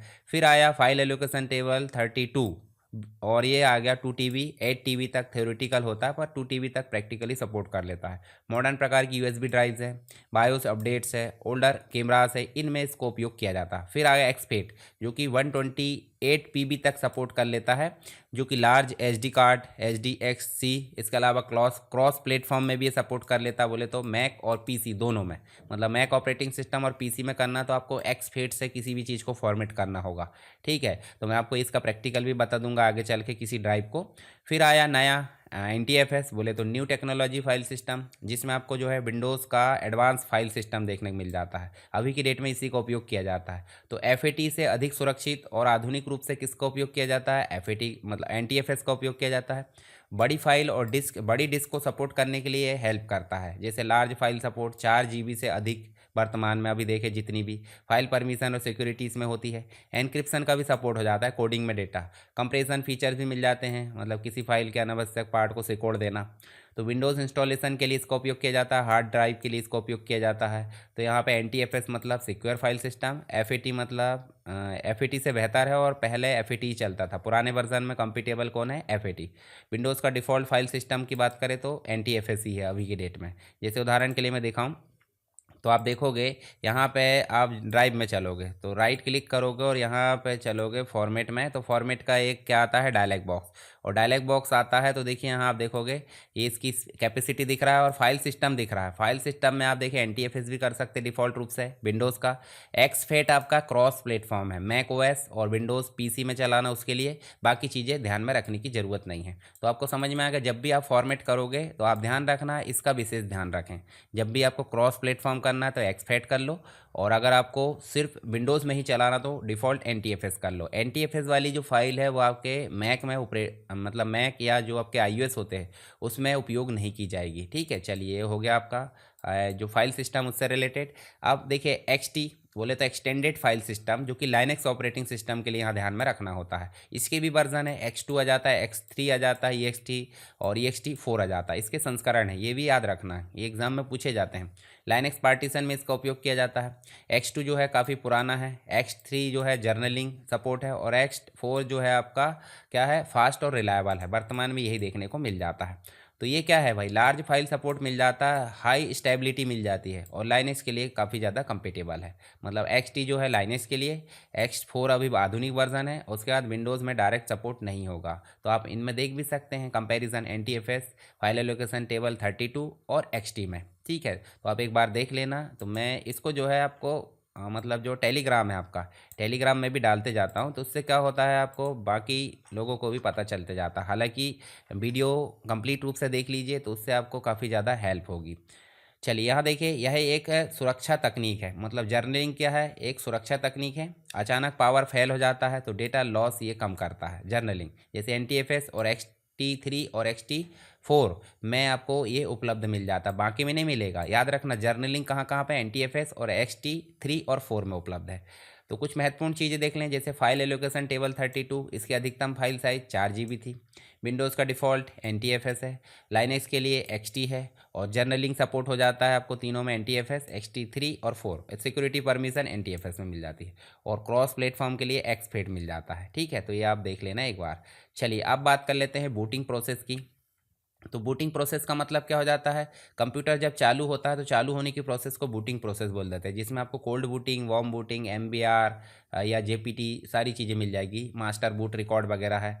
तो यहाँ देखिए आपको जो है सबसे पहले सिस्टम एक प्रकार से पावर ऑन करे हमने। पावर ऑन करे जैसे पहले भी मैंने बता दिया हूँ, समझा दिया इसको पीछे। पावर ऑन जैसे करे तो जो आपका बूट एक प्रकार से बूट चालू होता है, तो बूट चालू होगा तो क्या होगा भाई, पोस्ट प्रोसेस होती है, बायोस रन होता है। बायोस जैसे रन हुआ तो पोस्ट प्रोसेस हो जाती है, फिर MBR बूट लोडर रन होता है, फिर आप GRU भी देख सकते हैं, कर्नल इनिशलाइज होता है, इनिशलाइज हो गया, फिर रन लेवल, इस प्रकार की चीज़ें देखने को मिल जाती है। तो ये बूटिंग प्रोसेस है। सिंपल अगर देखें तो कंप्यूटर स्टार्ट होने की प्रक्रिया को हम बोल देते हैं बूटिंग प्रोसेस। और इसमें ऑपरेटिंग सिस्टम रैम में लोड होता है। बूटिंग जो है बायोस यानी कि basic input output system UEFI इससे शुरू होती है, और वर्तमान में अभी यही देखने को मिल जाता है मॉडर्न तरीका। पुराना तरीका बायोस है। इसके अलावा बूटिंग के बिना ऑपरेटिंग सिस्टम काम नहीं करेगा। बूटिंग के कुछ स्टेप्स है, जैसे पावर ऑन करे हमने, फिर पोस्ट हुआ हार्डवेयर चेकिंग, फिर बायोस स्टार्ट हुआ, UEFI स्टार्ट हुआ, बूट डिवाइस सर्च किया, पेन ड्राइव, हार्ड डिस्क, जो आपका मेमोरी कार्ड या फिर आपकी SSD है जो भी, फिर MBR लोड हुआ, मास्टर बूट रिकॉर्ड, फिर ऑपरेटिंग सिस्टम लोड हुआ। वर्तमान में आपका लॉगिन विंडो आ जाती है, जैसे मैं दिखाऊं आपको। तो इस प्रकार की विंडो आपके सामने आ गई, आप ऐसे लॉगिन करोगे और ऐसे स्टार्ट हो जाएगा। ठीक है, इस प्रकार का वर्तमान में देखने को मिल जाता है।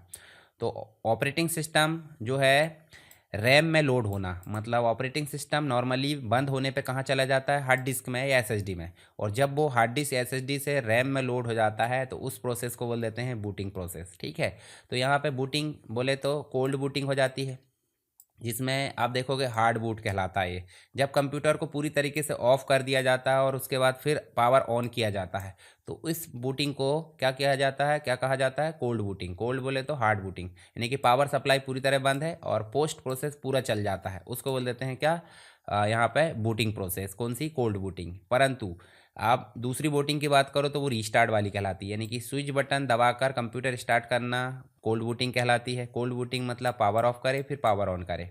ठीक है, फुल हार्डवेयर चेकिंग हो रही किसमें, कोल्ड बूटिंग में।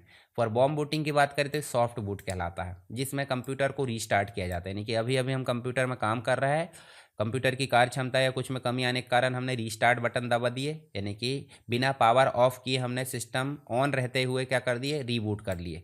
तो इसमें पोस्ट प्रोसेस जो है पूरी तरह से नहीं चलती, यानी फुल हार्डवेयर चेकिंग नहीं होगी। ठीक है, आंशिक रूप से कुछ पार्शियली यहाँ पे चेक होगा। तो वो क्या कहलाती है आपकी सॉफ्ट बूटिंग, यानी कि रीस्टार्ट ऑप्शन यहाँ मिल जाता है और control plus alt plus D आपको देखने को मिल जाता है इसमें। ठीक है, तो ये रीस्टार्ट के लिए हो जाती है। तो बॉम्ब बूटिंग मतलब रीस्टार्ट, फास्ट प्रोसेस यहाँ हो जाती है, पावर सप्लाई बंद नहीं होती है, चालू रहते बराबर यहाँ पे काम हो जाता है।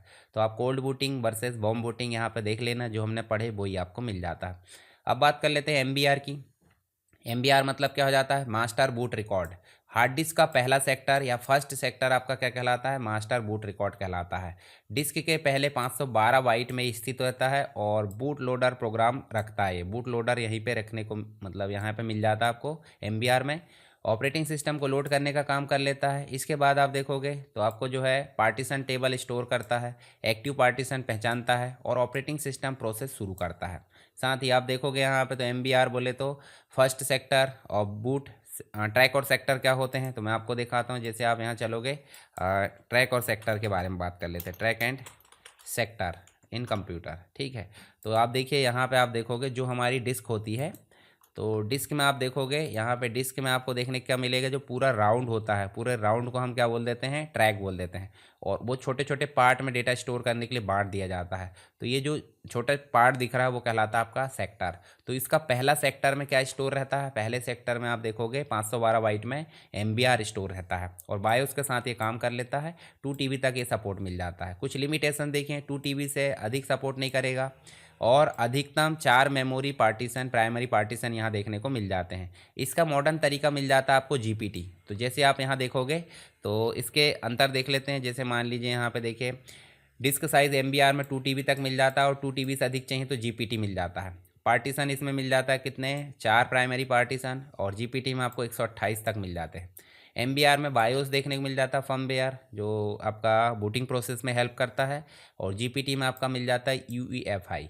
एमबीआर पुरानी टेक्नोलॉजी है और जीपीटी आपकी नई टेक्नोलॉजी है। ठीक है, याद रखिए इन चीज़ों को। तो भाई सिंपल बूटिंग क्या है, ऑपरेटिंग सिस्टम सेकेंडरी स्टोरेज से रैम में स्टोर मतलब लोड हो जाना। कोल्ड बूटिंग मतलब पावर ऑफ करके ऑन करना। वार्म बूटिंग मतलब रीस्टार्ट करना। एमबीआर कहाँ रहता है भाई, हार्ड डिस्क के पहले सेक्टर में रहता है। एमबीआर का साइज़ 512 बाइट हो जाता है और 2 TB से बड़ी डिस्क के लिए जीपीटी का उपयोग किया जाता है। चलिए आगे देखें, तो हम यहाँ देख लेते हैं ऑपरेटिंग सिस्टम की इंस्टॉलेशन की प्रोसेस। तो हालांकि मैं अभी करके नहीं दिखाऊंगा, पर मैं आपको एक सिस्टमेटिक तरीका बता देता हूँ, तो उससे क्या होगा आपको एग्जाम में क्वेश्चन बन जाएंगे। तो यहाँ देखिए ऑपरेटिंग सिस्टम के इंस्टॉलेशन का मतलब क्या हो जाता है, इसमें 2 प्रकार की चीज़ें हो जाती है। एक तो हो जाता है क्लीन इंस्टॉलेशन और एक हो जाता है आपका अपग्रेड। क्लीन इंस्टॉलेशन क्या होता है, क्लीन का मतलब हो जाता है आपका ऑपरेटिंग सिस्टम पहले से है और उसमें आप जो है नया ऑपरेटिंग सिस्टम डिस्क को फॉर्मेट करके करते हैं, तो उसे बोल देते हैं क्लीन इंस्टॉलेशन। परंतु पहले से आपका विंडोज़ 7 है, विंडोज़ 10 है, विंडोज़ 11 भी है, तो नया वर्जन उसमें आप क्या करना चाहते हो, इंस्टॉल करना चाहते हैं, तो उसी को रहते हुए उसको अपग्रेड करना चाहते हो। तो अपग्रेड मतलब बिना फॉर्मेट किए उसमें अप्लाई कर देना नए फीचर्स को, उसे बोल देते हैं अपग्रेड करना। तो ऑपरेटिंग सिस्टम का इंस्टॉलेशन मतलब क्या हो जाता है, ऑपरेटिंग सिस्टम को कंप्यूटर में स्थापित करना या इंस्टॉल करना। यह सुनिश्चित करता है कि कंप्यूटर हार्डवेयर और सॉफ्टवेयर सही ढंग से काम कर रहा है कि नहीं। इंस्टॉलेशन के समय बूटेबल मीडिया की ज़रूरत पड़ जाती है, चाहे वो यूएसबी हो, चाहे वो सीडी हो, चाहे वो डीवीडी हो। इसके अलावा इंस्टॉलेशन मोड के 2 तरीके बोले तो क्लीन इंस्टॉलेशन और अपग्रेड इंस्टॉलेशन। तो क्लीन इंस्टॉलेशन क्या होता है, जो आपकी डिवाइस है उसको पूरी तरीके से यहाँ देखिए फॉर्मेट कर देते हैं, फॉर्मेट करके और फिर उसके बाद हम जो है उसमें इंस्टॉल करते हैं, तो उसे बोल देते हैं क्लीन इंस्टॉलेशन। परंतु यदि मान लो अपग्रेड करना चाहते हैं, तो पुराने ऑपरेटिंग सिस्टम जो मतलब क्लीन की बात करें तो ऑपरेटिंग सिस्टम डेटा को पूरी तरह हटा दिया जाता है, हार्ड डिस्क को फॉर्मेट किया जाता है और फ्रेश इंस्टॉलेशन सभी सेटिंग डिफ़ॉल्ट रूप से आ जाती है। यानी कि इसमें डेटा लॉस हो जाता है, बैकअप लेना बहुत ज़रूरी है कोई अदर ड्राइव में। सिस्टम फास्ट और क्लीन हो जाता है, पुराने एरर्स और वायरस मिट जाते हैं। जैसे अभी की डेट में आपका सिस्टम चलते चलते क्या हो जाता है, बहुत सारी टेम्परेरी फाइल आ जाती है। तो विंडोज़ के साथ हमने आर दबाए और विंडोज़ के साथ आर दबाए तो आपका रन मीनू आ गया। इसमें आपको दबाना क्या है, मॉड्यूल के साथ में टीएमपी और एंटर कर लेना है। इन सभी सिस्टम जो भी टेम्परेरी फाइल उनको शिफ्ट के साथ डिलीट करोगे तो आपका बिना रिसाइकल बिन में जाए ये सारी चीज़ें हट जाएगी। दूसरा तरीका और है कि भाई जैसे आप यहाँ देखोगे तो ये तो अपग्रेड के समय ये दिक्कत आएगी ना, तो देखिए यहाँ पे आपको जो है टेम्परेरी फाइल यहाँ पे सारी चीज़ें नज़र आ जाएगी। चलिए बाद में देखेंगे। तो यहाँ देखिए जो क्लीन इंस्टॉलेशन है, सिस्टम फास्ट क्लीन हो जाता है, पुराने एरर्स और वायरस यहाँ पे समाप्त हो जाते हैं। जब भी कोई है कि स्पाईवेयर हो जाए तो आपको क्लीन इंस्टॉलेशन ज़रूरी हो जाता है। पुराने ऑपरेटिंग सिस्टम में समस्याएं हो रही है तब इसका उपयोग किया जाता है। नया कंप्यूटर या नया ऑपरेटिंग सिस्टम जो वर्जन है इंस्टॉल करना हो तो उसके लिए इसका ज़रूरत पड़ जाती है। क्लीन इंस्टॉलेशन जो है फुल फॉर्मेट यहाँ देखने को मिल जाता है। डेटा बैकअप कंपलसरी हो जाता है, नहीं डेटा नुकसान हो जाएगा। Old operating system completely remove हो जाता है। जैसे यहाँ देखिए हम बात कर लेते हैं इसकी किसकी जो आप देखोगे यहाँ पे इंस्टॉल करते समय आपको अपग्रेड आता है और कस्टम। तो कस्टम इंस्टॉलेशन किसके लिए किया जाएगा? क्लीन इंस्टॉलेशन के लिए, फॉर्मेट करने के लिए। पर यदि आप अपग्रेड करना चाहते हैं तो पुरानी फाइल्स पुराना डाटा सब उसमें रहेगा, सिर्फ नई चीज़ों को वो अप्लाई कर देगा। उसे बोल देते हैं अपग्रेड। अपग्रेड मतलब पुराने ऑपरेटिंग सिस्टम में को जो है नए वर्जन में बदलना है, यानी कि एग्जिस्टिंग प्रोग्राम सब रहते हैं, फाइल भी सेव रहती है, सिस्टम सेटिंग भी कुछ हद तक उसी में रहती है, कुछ ही बदलती है। तो इसमें डेटा लॉस नहीं होता, इंस्टॉलेशन जल्दी पूरा हो जाता है क्योंकि नई फैसिलिटी बस अप्लाई करना है। पुराने एरर्स और वायरस यहाँ पे रह सकते हैं। तो ऑपरेटिंग सिस्टम का नया वर्जन यहाँ पे इंस्टॉल करना होता है। यूज़र की फ़ाइल और प्रोग्राम यहाँ पे सेव रहने चाहिए, ठीक है। उसके बाद है आप देखोगे अपग्रेड मतलब एग्जिस्टिंग ऑपरेटिंग सिस्टम अपडेट करना।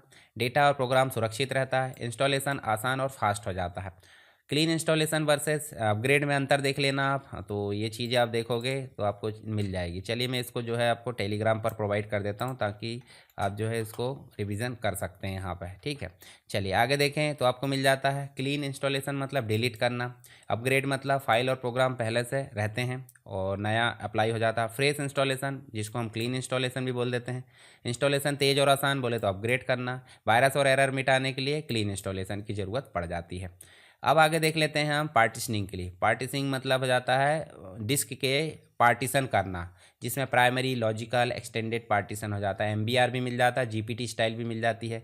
तो पार्टीशन मतलब हमारी डिस्क है, मान लीजिए एक 1 टीबी की डिस्क है, 1 टीबी की डिस्क को कितने भागों में बांट रहा है और ऑपरेटिंग सिस्टम कहाँ है, ये सब पार्टीशनिंग के अंतर्गत आ जाता है। जैसे आप देखिए यहाँ पे मेरे पास में देख सकते हैं, तो यहाँ आप देखिए तो यहाँ जो डिस्क है आपकी देखिए 500 जीबी की देखने को मिल जा रही है। 500 जीबी की डिस्क जो है, 500 जीबी की डिस्क को हमने जो है एक सी ड्राइव बना दी है। देखिए यहाँ पे हेल्दी बूट, देखिए सब चीज़ क्रैश डंप है, बेसिक डेटा पार्टीशन, ये सारी चीज़ें सी ड्राइव है। सी ड्राइव मतलब यहाँ पे आप देखोगे प्राइमरी पार्टीशन है और प्राइमरी पार्टीशन में ही हमने क्या स्टोर करे हैं, ऑपरेटिंग सिस्टम। फिर उसी के बाद एक्सटेंडेड में आप देखोगे तो आपको लॉजिकल पार्टीशन मिल जाते हैं। लॉजिकल पार्टीशन बोले तो यहाँ आप देखोगे तो आपको जो है जैसे डी ड्राइव है, ई ड्राइव है, देखिए अलग अलग प्रकार से देखने को मिल जाते हैं। तो एक ही ड्राइव को जैसे एक घर को अलग अलग कमरों में बांट देना, ठीक है, बेडरूम, हॉल या डाइनिंग जो भी है अलग अलग प्रकार से, ऐसे ही डिस्क को अलग अलग पार्टीशन में बांट देना पार्टीशन कहलाता है। तो पार्टीशन मतलब हार्ड डिस्क को छोटे छोटे हिस्सों में बांट देना। हर पार्टीशन एक अलग लॉजिकल ड्राइव की तरह काम करता है। पार्टीशन से जो है डेटा ऑर्गेनाइजेशन आसान हो जाता है। डिस्क पर एक से अधिक ऑपरेटिंग सिस्टम इंस्टॉल किए जा सकते हैं, इसे बोल देते हैं डुअल बूट। डुअल बूट आगे देखेंगे हम क्या होता है कि एक ही कंप्यूटर में आप 2 ऑपरेटिंग सिस्टम इंस्टॉल कर सकते हैं। इसमें पहला हो जाता है प्राइमरी पार्टीशन, मतलब हार्ड डिस्क का मुख्य पार्टीशन इसको बोला जाता है। उदाहरण के लिए हम यहाँ चलते हैं और यहाँ हमारे इसमें कंप्यूटर में देखते हैं। तो प्राइमरी पार्टीशन देखिए यहाँ एनटीएफएस चल रहा है और जो लास्ट वाला एक्सफेट मैंने दिखाया था जो कि क्रॉस ऑपरेटिंग सिस्टम के लिए काम करता है। तो एनटीएफएस पहला पार्टीशन जो है आपका सी ड्राइव के लिए काम कर रहा है और सी ड्राइव मतलब हो जाता है हार्ड डिस्क का पहला पार्टीशन जो प्राइमरी पार्टीशन की श्रेणी में जाता है और maximum 4 primary partition MBR disk पर आधारित होते हैं। एक्टिव पार्टीशन बनाकर ऑपरेटिंग सिस्टम इंस्टॉल किया जाता है, तो ऑपरेटिंग सिस्टम यहीं पे इंस्टॉल किया गया है, ठीक है, प्राइमरी पार्टीशन में। और यहाँ ये बूटेबल होता है, मतलब जब भी आपका कंप्यूटर स्टार्ट हो तो आपका ऑपरेटिंग सिस्टम यहीं से लोड होगा, इसी को बोल देते हैं बूटेबल या प्राइमरी पार्टीशन। तो यहाँ पे MBR disk maximum 4 primary partition हो जाते हैं। ऑपरेटिंग सिस्टम केवल प्राइमरी पार्टीशन में ही होता है, सेकेंडरी में नहीं होता, और इसी को एक्टिव पार्टीशन या बूटेबल बोला जाता है। अब बात कर लेते हैं एक्सटेंडेड पार्टीशन। बोले तो प्राइमरी पार्टीशन के अंदर ही एक्सटेंडेड पार्टीशन हो सकते हैं। इसमें लॉजिकल पार्टीशन बनाए जा सकते हैं और खुद बूटेबल नहीं होते हैं। ये डेटा बैकअप के लिए हो जाते हैं, मतलब कंटेनर के लिए बूटिंग यहाँ पे नहीं होती है। लॉजिकल ड्राइव यहाँ पे बनाए जा सकते हैं। तो लॉजिकल पार्टीशन मतलब क्या हो जाता है भाई, सिंपल एक्सटेंडेड पार्टीशन के अंदर जो सी ड्राइव के बाद में डी ई एफ जो भी हम बनाते हैं वो सब लॉजिकल हो जाते हैं एक्सटेंडेड के बाद। तो जो सी प्राइमरी के बाद में जो अदर ड्राइव होती है वो एक्सटेंडेड कहलाती है और उसी के अंदर लॉजिकल पार्टीशन बनाए जा सकते हैं। और ऑपरेटिंग सिस्टम इंस्टॉल करने के लिए इसका उपयोग नहीं किया जाता है, ये सिर्फ डेटा स्टोरेज के लिए होते हैं, ठीक है। तो ये समझ जाना यहाँ पे। उसके बाद आप देखोगे तो मिल जाता है एमबीआर जो मास्टर बूट रिकॉर्ड है वर्सेस जीपीटी। ठीक है, तो दोनों के मध्य अंतर देख लेते हैं। पुराना डिस्क पार्टीशन मतलब एमबीआर, मैक्सिमम 4 प्राइमरी पार्टीशन, और इसमें जो है 2 टीबी तक सपोर्ट करता है। बायोस और फर्मवेयर के साथ में काम कर लेता है। एमबीआर ओल्ड स्टाइल है, 2 टीबी तक सपोर्ट है, 4 प्राइमरी पार्टीशन है, बायोस कंपेटेबल हो जाता है। जैसे आप यहाँ देख भी सकते हैं, जैसे ये हो गया आपका एमबीआर और ये हो गया आपका जीपीटी। तो जीपीटी मतलब देखिए आपको जेटाबाइट तक मिल जाता है, 9 जेटाबाइट, यूएफआई सपोर्ट करता है, और हाई यहाँ पे चीज़ें देखने को मिल जाती है, रिडंडेंसी। यहाँ बूट जो है बायोस से होता है और यहाँ यूएफआई से होता है। डिस्क साइज 2 टीबी तक एमबीआर में, और यहाँ जो है जेटाबाइट में मिल जाते हैं, बहुत ज़्यादा सपोर्ट मिल जाता है। ठीक है, तो वर्तमान में जो मिल रहा है वो जीपीटी गाइड पार्टीशन टेबल मिल जाता है। तो मॉडर्न पार्टीशनिंग स्टाइल है ये, और 128 प्राइमरी पार्टीशन सपोर्ट मिल जाता है, जो हमने पहले भी पढ़े हैं। लार्ज डिस्क सपोर्ट मिल जाता है 2 टीबी से बड़ा, और यूएफआई बोले तो यूनिफाइड एक्सटेंडेड फर्मवेयर इंटरफेस यहाँ पे मिल जाता है। तो दोनों में आप अंतर देख लेना। यहाँ पे अंतर हमने पहले भी देखे, हालांकि पार्टीशन टेबल में भी अंतर देख सकते हैं आप कि भाई जैसे प्राइमरी, एक्सटेंडेड, लॉजिकल। प्राइमरी मतलब ऑपरेटिंग सिस्टम के लिए, एक्सटेंडेड मतलब इसके जो पार्टीशन अलग से बनाया जाएगा एक्सटेंडेड वाला, और उसके अंदर लॉजिकल बनाए जा सकते हैं। तो यहाँ पे लॉजिकल जो है यहाँ बूटेबल नहीं होता, एक्सटेंडेड भी बूटेबल नहीं होता। लॉजिकल में आप देखोगे तो डिस्क साइज़ मल्टीपल बना सकते हैं डिस्क यहाँ पे, और डेटा स्टोरेज के लिए इसका उपयोग किया जाता है। हाई फ्रिक्वेंसी क्वेश्चन में देखो ऑपरेटिंग सिस्टम कहाँ इंस्टॉल होता है, प्राइमरी पार्टीशन में। मैक्सिमम प्राइमरी पार्टीशन एमबीआर में 4, और जो आपका मतलब जीपीटी है उसमें 128 हो जाते हैं। लार्ज साइज़ की डिस्क अगर लेना है तो जीपीटी का उपयोग किया जाता है। एक्सटेंडेड पार्टीशन बूटेबल होता है या नहीं, नहीं होता भाई, बूटेबल नहीं होगा, सिर्फ डेटा स्टोरेज या कंटेनर के लिए काम कर लेता है। चलिए आगे देखें, तो अब मिल जाता है डुअल बूट।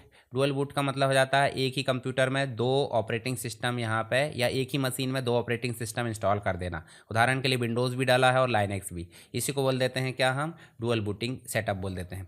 तो यहाँ डुअल बूटिंग मतलब एक ही कंप्यूटर पर 2 या 2 से अधिक ऑपरेटिंग सिस्टम इंस्टॉल करना। बूट करते समय यूज़र चुन सकता है या सेलेक्ट कर सकता है कि कौन सा ऑपरेटिंग सिस्टम उसको चाहिए। ठीक है, जैसे लाइनक्स चाहिए या फिर विंडोज़ चाहिए, या विंडोज़ के भी अलग अलग वर्जन हो सकते हैं, तो इसको कहते हैं हम डुअल बूट। ठीक है, सामान्यतः अलग अलग पार्टीशन पर ऑपरेटिंग सिस्टम इंस्टॉल किए जाते हैं। उदाहरण के लिए हम देखें तो यहाँ चलते सी में एक ऑपरेटिंग सिस्टम डाल दिए, और फिर उसके बाद डी में एक अलग डाल दिए, तो ये कहलाता है आपका डुअल बूट। ठीक है, तो यहाँ डुअल बूट मतलब जो बैकअप है, एग्जिस्टिंग डेटा का बैकअप लेना बहुत ज़रूरी है। पार्टीशनिंग, नया पार्टीशन बनाना जहाँ दूसरा ऑपरेटिंग सिस्टम इंस्टॉल करना है। इंस्टॉल जो है आमतौर पर पहला जो प्राइमरी पार्टीशन उसमें पहला ऑपरेटिंग सिस्टम इंस्टॉल किया जाता है, और फिर उसके बाद नया पार्टीशन बनाकर दूसरा ऑपरेटिंग सिस्टम इंस्टॉल किया जाता है। Boot loader, operating system boot manager configure करना होता है, और दोनों ऑपरेटिंग सिस्टम में बूट को जो है सुनिश्चित करना होता है। ये चीज़ें आपको देखने को मिल जाती है। कुछ महत्वपूर्ण चीज़ें देखें, जैसे डुअल बूट मतलब क्या हो जाता है, मल्टीपल ऑपरेटिंग सिस्टम सेटअप, और ऑपरेटिंग सिस्टम अलग अलग पार्टीशन में इंस्टॉल करना होता है। बूट लोडर ऑपरेटिंग सिस्टम को सेलेक्ट करने के लिए उपयोग किया जाता है। डेटा और प्रोग्राम अलग अलग ऑपरेटिंग सिस्टम के लिए यहाँ पर सेव रहते हैं, और प्राइमरी पार्टीशन में ऑपरेटिंग जो है सिस्टम इंस्टॉल करना ज़्यादा सुरक्षित रहता है। चलिए आगे देखें यहाँ पे, तो डुअल बूट का उपयोग जो है मुख्य रूप से विंडोज़ लाइनक्स मतलब एक ही पीसी पर इंस्टॉल करना उसके लिए किया जाता है। पुराने ओएस और नए ओएस दोनों टेस्ट करना होता है। डेवलपर और स्टूडेंट के लिए यहाँ पे लाभकारी हो जाता है। दोनों में आप अंतर देख लेना, मतलब डुअल बूट मतलब नेटिव, और वर्चुअल मशीन मतलब गेस्ट ऑपरेटिंग सिस्टम यहाँ देखने को मिल जाता है। तो वर्चुअल मशीन जैसे हम मान लीजिए लाइनक्स की जो वर्चुअल लाइनक्स इमुलेटर की बात करता हूँ मैं, जैसे यहाँ देखिए लाइनक्स अगर इंस्टॉल करना है, उदाहरण के लिए हम यहाँ चले और हमको जो है लाइनक्स इमुलेटर, ठीक है, इम्यूलेटर फॉर विंडोज़, तो लाइनक्स सिमुलेटर फॉर विंडोज़ की बात करें तो यहाँ पे आपको बहुत सारे मिल जाएंगे। जैसे यहाँ आप देखोगे जिससे आप जो है अपने विंडोज़ पर इंस्टॉल कर सकते हैं, तो ये लाइनक्स इमुलेटर कहलाते हैं, जो कि जैसे ओरेकल का वर्चुअल बॉक्स है। ये क्या करता है, हमारे कंप्यूटर पर लाइनक्स इंस्टॉल करने में मदद कर लेता है, यानी कि बिना डुअल बूट के, तो ये भी काम हो जाता है। ठीक है, और परफॉर्मेंस डुअल बूट में काफ़ी ज़्यादा हाई रहती है। वर्चुअल मशीन जो करते हैं वो डिपेंड ऑन होस्ट, मतलब ये काफ़ी ज़्यादा स्लो होती है। पार्टीशन की बात करें तो डुअल बूट में अलग पार्टीशन लगता है, वर्चुअल मशीन में होस्ट फाइल के अंदर हो जाती है, और डुअल बूट में सेपरेट बूट हो जाती है और यहाँ पे होस्ट के अंदर रिक्वायर्ड होती है। यानी कि पहले क्या रन होगा, होस्ट मशीन रन होगी विंडोज़ वगैरह, उसके बाद आपकी वर्चुअल मशीन रन होगी। बूट लोडर का महत्व है, तो GRUV यानी कि लाइनक्स बूट लोडर होता है, या Windows boot loader boot manager होता है। ठीक है, बूट मेनू दिखाता है, ऑपरेटिंग सिस्टम सेलेक्ट करता है, और अगर गलत कॉन्फ़िगरेशन है तो ऑपरेटिंग सिस्टम आपका फेल हो जाता है, बूट नहीं होता। कॉमन कुछ मिस्टेक्स है जो डुअल बूट के समय देखने को मिल जाती है। तो दोनों ऑपरेटिंग सिस्टम को एक ही पार्टीशन में इंस्टॉल करना ये गलत है, ठीक है। बैकअप नहीं लेना, डेटा लॉस हो जाएगा। बूट लोडर सही से कॉन्फ़िगर नहीं करना तो बूटिंग होगी नहीं। पुराने ऑपरेटिंग सिस्टम के बूट लोडर ओवरराइट होना ये भी गलत है। चलिए कुछ आप फैक्ट देख लीजिए। डुअल बूट मतलब मल्टी ऑपरेटिंग सिस्टम इंस्टॉलेशन। चलिए आगे देखें। नेक्स्ट जो है आपका ड्राइवर इंस्टॉलेशन देखने को मिल रहा है। तो ड्राइवर इंस्टॉल है नहीं है, ये सारी चीज़ें हमको कहाँ से पता चलती है? डिवाइस मैनेजर से। तो हम स्टार्ट बटन में जाएंगे और सीधे सर्च करेंगे डिवाइस। जैसे हमने करे डिवाइस मैनेजर, और डिवाइस मैनेजर जैसे सर्च करें देखिए कंट्रोल पैनल में डिवाइस मैनेजर आ गया और डिवाइस मैनेजर पूरा ओपन हो गया है, जिसमें आपको सारे हार्डवेयर्स की लिस्ट दिख रही। तो हार्डवेयर को हमारे कंप्यूटर से कनेक्ट करने के लिए एक सॉफ्टवेयर लगता है, उसी को ड्राइवर बोल देते हैं या सिस्टम सॉफ्टवेयर की श्रेणी में आ जाता है। तो जैसे फर्मवेयर है, बायोस आप देख सकते हैं अपडेट है कि नहीं दिख रहा है। डिस्प्ले अडाप्टर अपडेट है कि नहीं, अगर नहीं है अपडेट तो उस पर राइट क्लिक करेंगे, देखिए आपके सामने ऑप्शन आ रहा है अपडेट ड्राइवर। अपडेट में जाओगे तो आप कहीं लोकेशन से सर्च कर सकते हैं अगर रखा डाउनलोड तो, और नहीं रखा तो आप सर्च ऑटोमेटिक कर सकते हैं। जैसे आपने करे तो देखिए यहाँ पे ऑलरेडी इंस्टॉल्ड है। अगर आप और चेक करना चाहते हैं तो विंडोज़ अपडेट बोल दो। तो विंडोज़ अपडेट ऐसी फैसिलिटी है आपके कंप्यूटर में जो क्या करती है, सारे ड्राइवर को खुद ब खुद यहाँ से अपडेट कर लेती है। तो इस प्रकार अपने ड्राइवर को आप जो है अपडेट कर सकते हो, ठीक है, विंडोज़ अपडेट के माध्यम से भी। दूसरी चीज़ जैसे मान लीजिए आप जो है उदाहरण के लिए और दूसरे सॉफ्टवेयर है, जैसे आईडियो डिवाइस है। तो आईडियो डिवाइस देखिए एनवीडिया ब्रॉडकास्ट या जो भी है, तो राइट क्लिक करोगे इसको भी आप अपडेट कर सकते हैं। देखिए ऑलरेडी इंस्टॉल्ड है बोल रहा है, मतलब मेरे पीसी में सारे ड्राइवर यहाँ पे अपडेट है, अप टू डेट बोल सकते हैं। ब्लूटूथ डिवाइस आप अपडेट कर सकते हो, जितनी भी चीज़ है यहाँ देखने को मिल जा रही है। अगर कोई पुराना ड्राइवर आप हटाना चाहते हो तो आप जो है नेटवर्क अडेप्टर में जाओ और इसी में कोई ड्राइवर को आप जो है डिसेबल अनइंस्टॉल करके फिर से आप अपडेट कर सकते हो। कोई ड्राइवर अपडेट है नहीं है इसे स्कैन भी कर सकते हैं, यहाँ से देखिए ऑटोमेटिक दिखा देगा और अपडेट का नोटिफिकेशन आ जाएगा। तो डिवाइस मैनेजर से ये चीज़ें आपको देखने को मिल जाती हैं, ड्राइवर अपडेट है नहीं है। तो सॉफ्टवेयर जो ऑपरेटिंग सिस्टम, हार्डवेयर और ऑपरेटिंग सिस्टम के बीच में इंटरफेस बनाता है, ऑपरेटिंग सिस्टम को हार्डवेयर सही तरीके से काम करने में मदद करता है।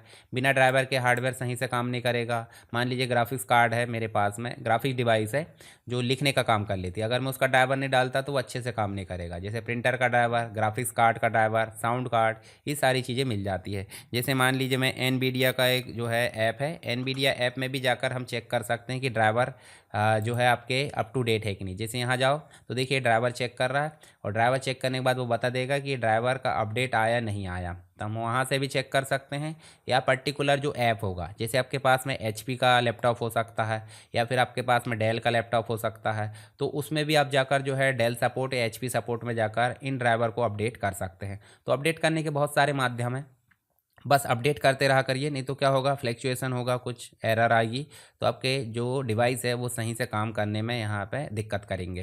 तो ये आप ध्यान रखना। चलिए हम आगे चलते हैं, यहाँ पे नेक्स्ट हम चीज़ें देख लेते हैं और जो हमारे पास में है डिवाइस मैनेजर से हम देखने को मिल जाएगा। डिवाइस मैनेजर में हम सब चीज़ें देख ली हैं। ड्राइवर इंस्टॉलेशन मेथड ऑटोमेटिक कर दो, खुद हार्डवेयर डिटेक्ट करेगा, प्लग एंड प्ले, या मैनुअल में आप जाकर देखोगे तो एडवांस तरीके से आप जो है इसको वेबसाइट से डाउनलोड करो, इंस्टॉल करो। विंडोज़ अपडेट के माध्यम से भी आप जो है इसको इंस्टॉल कर सकते हैं। तो ये हमने ऑलरेडी देखे हैं, आप इनको देख लेना ताकि आपको जो है और फ्रिक्वेंसी क्वेश्चन यहाँ पे पता चल जाए।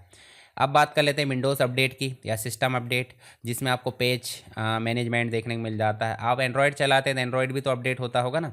तो आपका जो सिस्टम है वो कैसे अपडेट होता है, स्टार्ट बटन में जाएंगे, सेटिंग में जाएंगे। तो सेटिंग में जाओगे देखिए यहाँ सेटिंग में आपको विंडोज़ अपडेट मिल रहा है। इसमें जाओगे देखिए आपको मिल जा रहा है यहाँ पे देखिए डाउनलोड एंड इंस्टॉल, जो आया है ऑलरेडी, देखिए यहाँ से हम डाउनलोड एंड इंस्टॉल कर सकते हैं। तो जो ड्राइवर है या जो भी आपके सिक्योरिटी अपडेट्स होते हैं, देखिए सिक्योरिटी इंटेलिजेंस अपडेट आया है, तो ये समय समय पे आते रहते छोटे छोटे। और एक आता है हैवी अपडेट जो कि विंडोज़ का रहता है, फुल अपडेट वर्जन हो सकता है या फिर अलग अलग अपडेट आते हैं। जैसे एंड्रॉयड के नहीं आते साल भर में एक बार बड़े अपडेट, वैसे ही यहाँ पे आते हैं। और सिक्योरिटी पेज भी आते हैं, सिक्योरिटी अपडेट भी आते हैं। तो देखिए डाउनलोड होना स्टार्ट हो गया है और स्टार्ट होने के बाद जो है ये इंस्टॉल भी होने लगा। उसके बाद कभी कभी सिस्टम आपका हैवी अपडेट रहता है तो रीस्टार्ट के लिए बोल देता है, और नहीं तो वो क्लीन चिट दे देगा। जैसे ये इसमें कोई चेंजेस नहीं हुए, दिक्कत नहीं हुई सिस्टम को, तो उनने अभी सीधे क्या बोल दिया, चेक फॉर अपडेट नहीं हो, मतलब अप टू डेट, ठीक है। तो इस प्रकार से कभी कभी ये होता है कि देखिए यहाँ पे एडवांस ऑप्शन भी नज़र आ रहा है, इसमें जाओगे तो यहाँ पे भी आप जाओगे ऑप्शनल अपडेट भी मिल जाते हैं। तो ऑलरेडी यहाँ पे अपडेट है, यहाँ पे नहीं है कोई भी अपडेट। हिस्ट्री देख सकते हैं आप, देखिए पुराने जितने भी अपडेट हुए हैं, बिग अपडेट हुए हैं, उनको भी आप देख सकते हैं। देखिए कौन कौन सी चीज़ें नई आई हैं 25H2 में, क्वालिटी अपडेट कितने हुए हैं वो सब चीज़ें, ड्राइवर अपडेट कितने हुए, डेफिनेशन अपडेट, अदर अपडेट, ये सारी चीज़ें अलग अलग मिल जाती है। चलिए इनको हम एक बार देख लेते हैं। इसके अलावा आप इनसाइडर प्रोग्राम में भी ज्वाइन हो सकते हैं, जो भी विंडोज़ के एक्सपेरिमेंट होते हैं। तो सिस्टम अपडेट मतलब ऑपरेटिंग सिस्टम जो इंस्टॉल्ड सॉफ्टवेयर है उसके लिए फीचर्स और सिक्योरिटी फिक्स करना होता है। ऑपरेटिंग सिस्टम को सिक्योर, स्टेबल और फास्ट बनाने के लिए इसका उपयोग किया जाता है। अपडेट में सिक्योरिटी पेज हो सकते हैं, बग होती है, एरर फिक्स हो सकती है। कभी कभी ऐसे अपडेट आते हैं जो अपने हार्डवेयर को अच्छे से काम करने में दिक्कत करते हैं, तो उन्हीं को फिक्स करने के लिए बग फिक्स आ जाती है। परफॉर्मेंस इंप्रूवमेंट आ जाते हैं। फीचर अपडेट नए फंक्शनैलिटीज़ है, वर्नेबिलिटी जो फिक्स होते हैं, जो भी आपके एरर्स वगैरह होती है, प्रीवियस अपडेट का जो संग्रह हो जाता है, वो सारी चीज़ें यहाँ देखने को मिल जाती है सिस्टम अपडेट में। पेज मैनेजमेंट क्या होता है भाई? स्मॉल सॉफ्टवेयर अपडेट जो प्रॉब्लम, फॉल्ट और वर्नेबिलिटी फिक्स करते हैं उन्हें पेज बोल देते हैं। और पेज मैनेजमेंट मतलब प्रोसेस जो पेज इंस्टॉल करती है, ट्रैक करती है और टेस्ट करती है। पेज मैनेजमेंट से सिस्टम सुरक्षित और एरर फ्री हो जाता है। अब पेज कैसे करेंगे? तो आइडेंटिटी, वर्नेबिलिटी, ऑपरेटिंग सिस्टम में सॉफ्टवेयर की वीक पॉइंट को देखना है, फिर उनको एक्वायर करना है, ऑफिशियल सोर्स से डाउनलोड करना है, फिर उसके बाद कंपेटिबिलिटी चेक करना है, फिर इंस्टॉल करना है, और उसके बाद आप उसको वेरीफाई कर सकते हैं, यानी कि सही से काम कर रहा है नहीं कर रहा है। ठीक है, सारी चीज़ें आप ट्रबल शूटिंग के माध्यम से भी कर सकते हैं। जैसे अपने सिस्टम में जाओ और आप ट्रबल शूट कर लेते हो, ट्रबल शूट सेटिंग में जाओगे तो आप अदर ट्रबल शूट में जाकर देखोगे तो देखिए यहाँ पे आप सारे दिक्कत को चेक करके आप ट्रबल शूट भी कर सकते हैं।